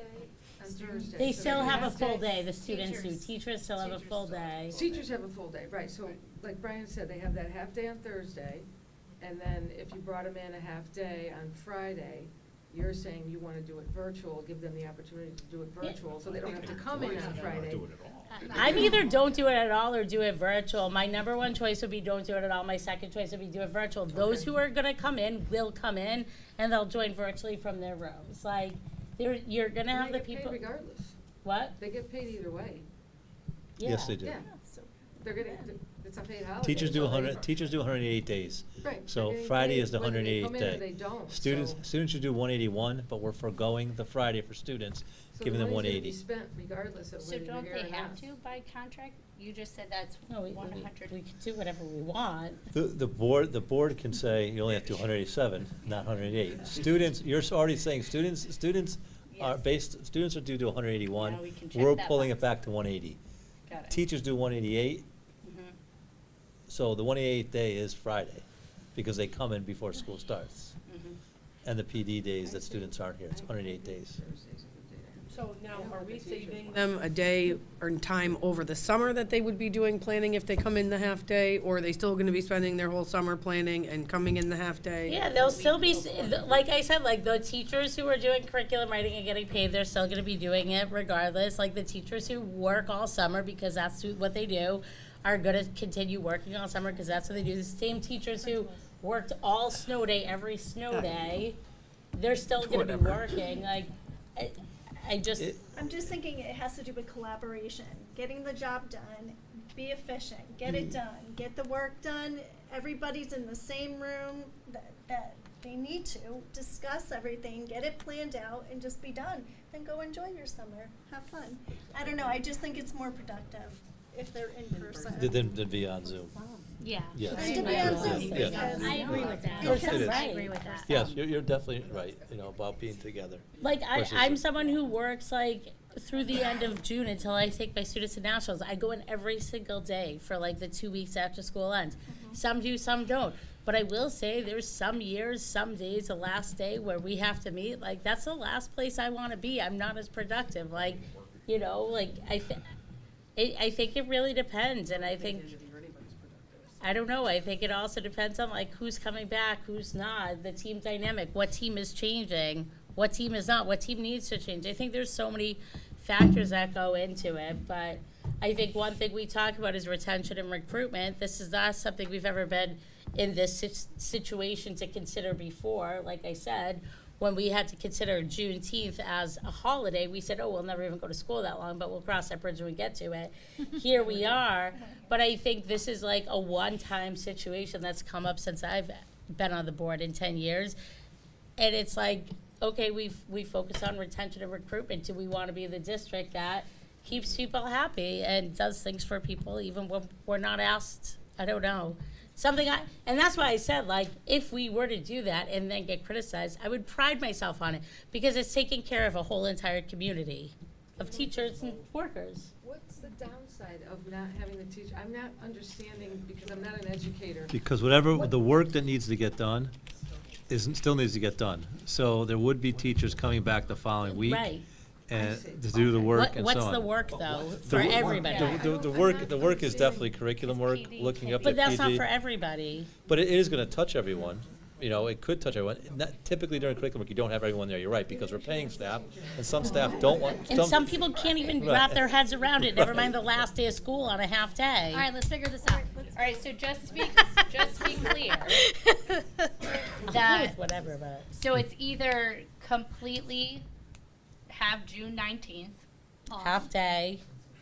The motion says half day, half day, half in day. person. It doesn't. Well, it doesn't specify, it could be virtual, could so change that, though. you would want it to be, Okay. Or we could vote it down and Virtual, make a or motion to. change the motion. to make it virtual. I would want it to be crystal clear if we're moving to virtual, and that's what the board backs, because then you know you're gonna hear from someone who says something. So I think there's the three options. The one, the motion, go to Friday, half day, we assume it's in person. The second one, go to Friday, put it in writing that it's virtual. 3, just end Thursday and go with my unpopular opinion. But I'm fine with you guys not supporting that. I'm cool with that. Don't worry, vote how you want. Be empowered. So what's the first one? Let's start with That June 18th is the last day for For students. students. I think everyone agrees on. So everyone agrees that June 18th is the last day for students, right? Yes. Okay, cool. All right. Where are we First with one the first. Ask teacher? yours Do we first. keep the Ask yours motion? first. Ask What? yours first, see what the vote is. Yeah, so. Yeah, so let's, I just think this needs to be separated though into 2 motions because we need rewrite one the last motion. day for students and then last So- day for Right. teachers. All right, so can we We have to amend the motion. amend? So, okay, let's move to a vote. We'll vote it down and then we're gonna have to make 2 separate motions, okay? Okay, so all those, well, yeah, vote for it if you'd like to. Vote however you would like. I don't care how you all vote. You just know how I feel. All those in favor? Of what? The motion that was made by Melissa and seconded by Jess. All those in favor? Is my microphone on? If you're Yes. buying drinks today. All those in favor? Opposed? Nay. Raise your hand if you're opposed. You abstain. Now we're gonna remake the motion, so, Right. because we need to separate the student day and the teacher day, those are really the 2 things that we need to first separate. So was anybody in favor of the motion that was made by Melissa, seconded by Jess, the original motion? Aye. Okay, so, Aye. Yes, that is the original motion. Original Okay. motion, student So- day on the 18th, teacher half day, 19th. Aye. So 1. so 2, there's 2. Two. And Gina, And Gina, 2. 3. Gina, we got 3. Opposed? nay. 1, 2, 3, 4. 5. So 5. So the vote fails. So now we're gonna move on to, You're welcome. now we're gonna move on to, can we get a motion just for the student last day? Yes. Whoever's gonna make a motion. I move that the adopted 25-26 school calendar has Thursday, June 18th, 2026 is the last school day for students, which is also an early release day. Do we have a second? I'll second. So the motion by Jen, the second by Gina. All those in favor? Aye. Unanimous. Opposed? That's unanimous. Cool. Moving on to the next. So does anybody want to make a motion for the last one, the teacher last day? So again, I think there's 3 different options here. And there's the first one of students go for a half day in person on June 19th. The second option, students go for a half day virtual. Teachers go for a half day June 19th in person. Teachers go for a half day June 19th virtual, or teachers just get a bonus day to start their vacations early. Whoever. All right, I move to revise the Well, adopted we could just do one. 25-26 school calendar, making Thursday, June 18th, 2026, the last day of school for teachers. Do we have a second? I'll second. So we have a motion by Jen and a second by Brian, making June 18th the last day for teachers, full day in person. Any discussion on this? Please talk about it, because again, if people take it to Facebook and we get criticized, like, I know, but just following the parliamentary procedure, we want to make sure we open it up for My discussion. only concern is going that extra half day, don't hate me, is because you said there's still work to do. So I get panicked, like, well, what does he mean? Like, there's work to do. So you guys are gonna be left holding the bag. I don't know how that works. I'm not an educator, but you need to do your work. You're But gonna a make half the day is a curriculum compromise. people work so much harder. I think a half day is a good compromise. There's always work to do, so, I know, yes, I know, yes. but it's gotta end sometime, Right, right? You gotta right. have your summer, but Right. My mom is an educator. She's not an educator's girl, but she does, and I can speak to the fact that she would want to be able to start her vacation with her families, and I'm sure a lot of other teachers would. And regardless of the work day, she will be working throughout the summer. There will be classroom prep, there will be curriculum planning, there will be days where she's sitting at the kitchen table doing her schedules, not on a work day. So I really think at that point in the summer, give the teachers the day off. I agree. I agree with you, Grace. And I think even the snow days, like teachers don't anticipate all the Hey, snow you guys days, are and they gonna still love- open up their computer, they you still love- do supposed to be in work. Italy, June 15th. You're right, All right. I love And it. if we had said how much we really value, and we do value the teacher we're here, we are going to trust that they will do what they need to do. Yeah. And it's a consistent message. I think that just speaks to Although I see a lot of unhappy faces out there, and I don't get this, but I'm going this way, you can check that. That's what you get. we've talked about so much tonight, and I really think Ron does a great job at it, allowing teachers to stay, and by giving them that one day in the summer, I know at least my mother would be appreciative of it, and I'm Yeah. sure a lot of other teachers who are parents or just tired teachers would be as well. I think if you do vote to do it, I think it has to be special because it is Juneteenth. I just don't Yes, think. absolutely. I don't think you want to get into a practice of that. It was supposed to be a holiday for everybody else. So you recognize for teachers, even though it's going to think of go, that's the way I think it needs to be framed Yeah. if you are going to vote that way. And I think, but I think also, like, going back to when we put this policy in place for the staff for Juneteenth, we said, well, they've never gone to school that long, and hopefully we never do, and now we're here, and that's just the only reason why.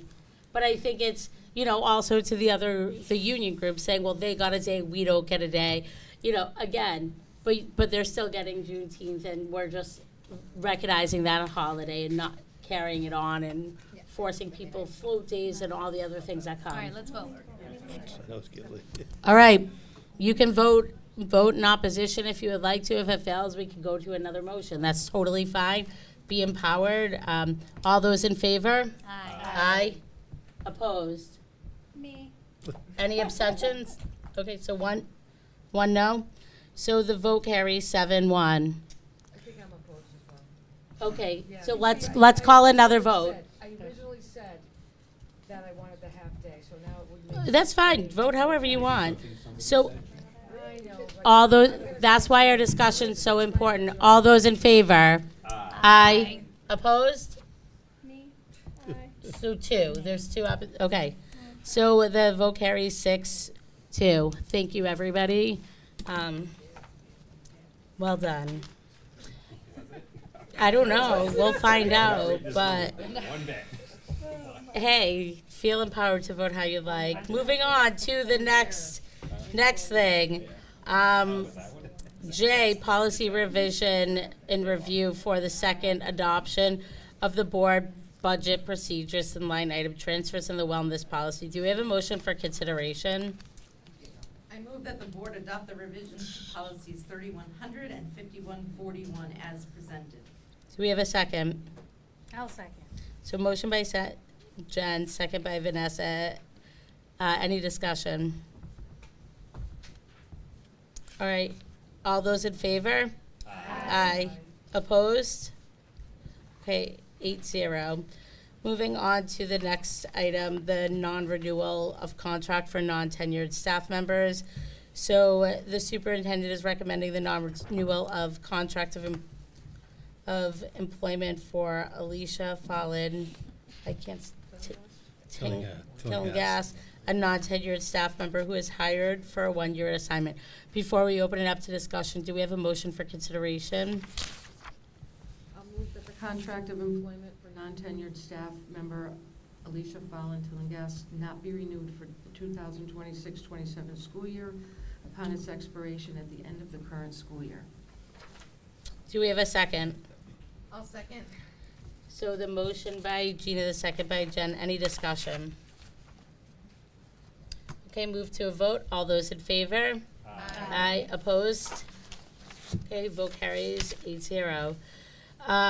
And the next one, so I know it was brought forth by a few board members, and I fully support this, a discussion and possible action on forming a committee on the use of associated risks in AI and social media. So I'm going to move to a motion that I could open up for discussion. That's where, Jen or Brian, if you want to add more, by all means. So do we have a motion for consideration? I move to authorize the superintendent of schools to form a committee on the use of associated risk of AI in social media. The committee will consist of board members, educators, and community members, and will be responsible to propose a plan with action steps for moving forward to further educate parents and students. So motion by Melissa. Do we have a second? Second by Brian. We can open it up for discussion. Jen and Brian, do you guys want to kick it off?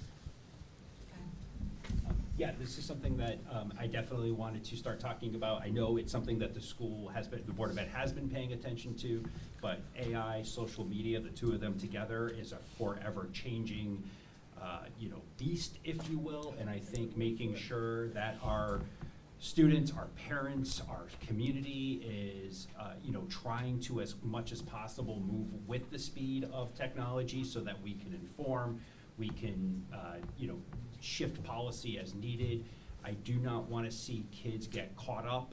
There's obviously there's the things that we do have rules for, cheating, using AI to cheat, things like that are fairly clear. But then there's a lot of other social ills that come with it that not so clear. We don't want to see our kids, we want every opportunity for our students to know what the rules are before they get themselves into trouble doing something that, is new technology or new things we didn't even know existed and could exist. So I think it's super important for us as a community to move in this direction, to make sure that we do everything we can to, really manage this. And to additionally, highlight where AI does have benefit and to make sure that those clear lines are clear and the delineation is made. So that's why I'm advocating for it. I have nothing to add to that. I know, I Brilliant. fully support it. Any other discussion? Just wanted to say how we've been utilizing AI more recently throughout our high school curriculums, and obviously the risks of it, no cheating, you don't want AI assignments, but I think to also highlight the benefits of it and how it can be useful. I use it in my capstone to create questions and to help me write emails to different businesses around town, and I think having a committee to also couple that with social media could be very beneficial for students. All right, thank you. We can move to a vote. All those in favor? Aye. Opposed? So the vote carries 8-0.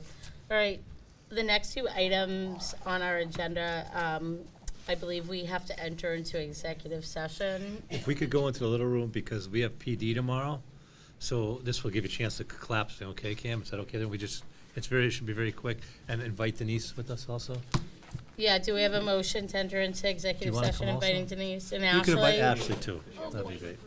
Do we have a motion? You guys, we. No, No, entering into executive session. We gotta go Motion private. to enter.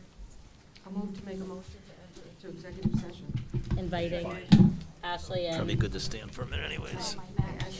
Ashley and Denise. Do we have a second? All those in favor? Opposed? 8-0. Okay, let's go into executive session.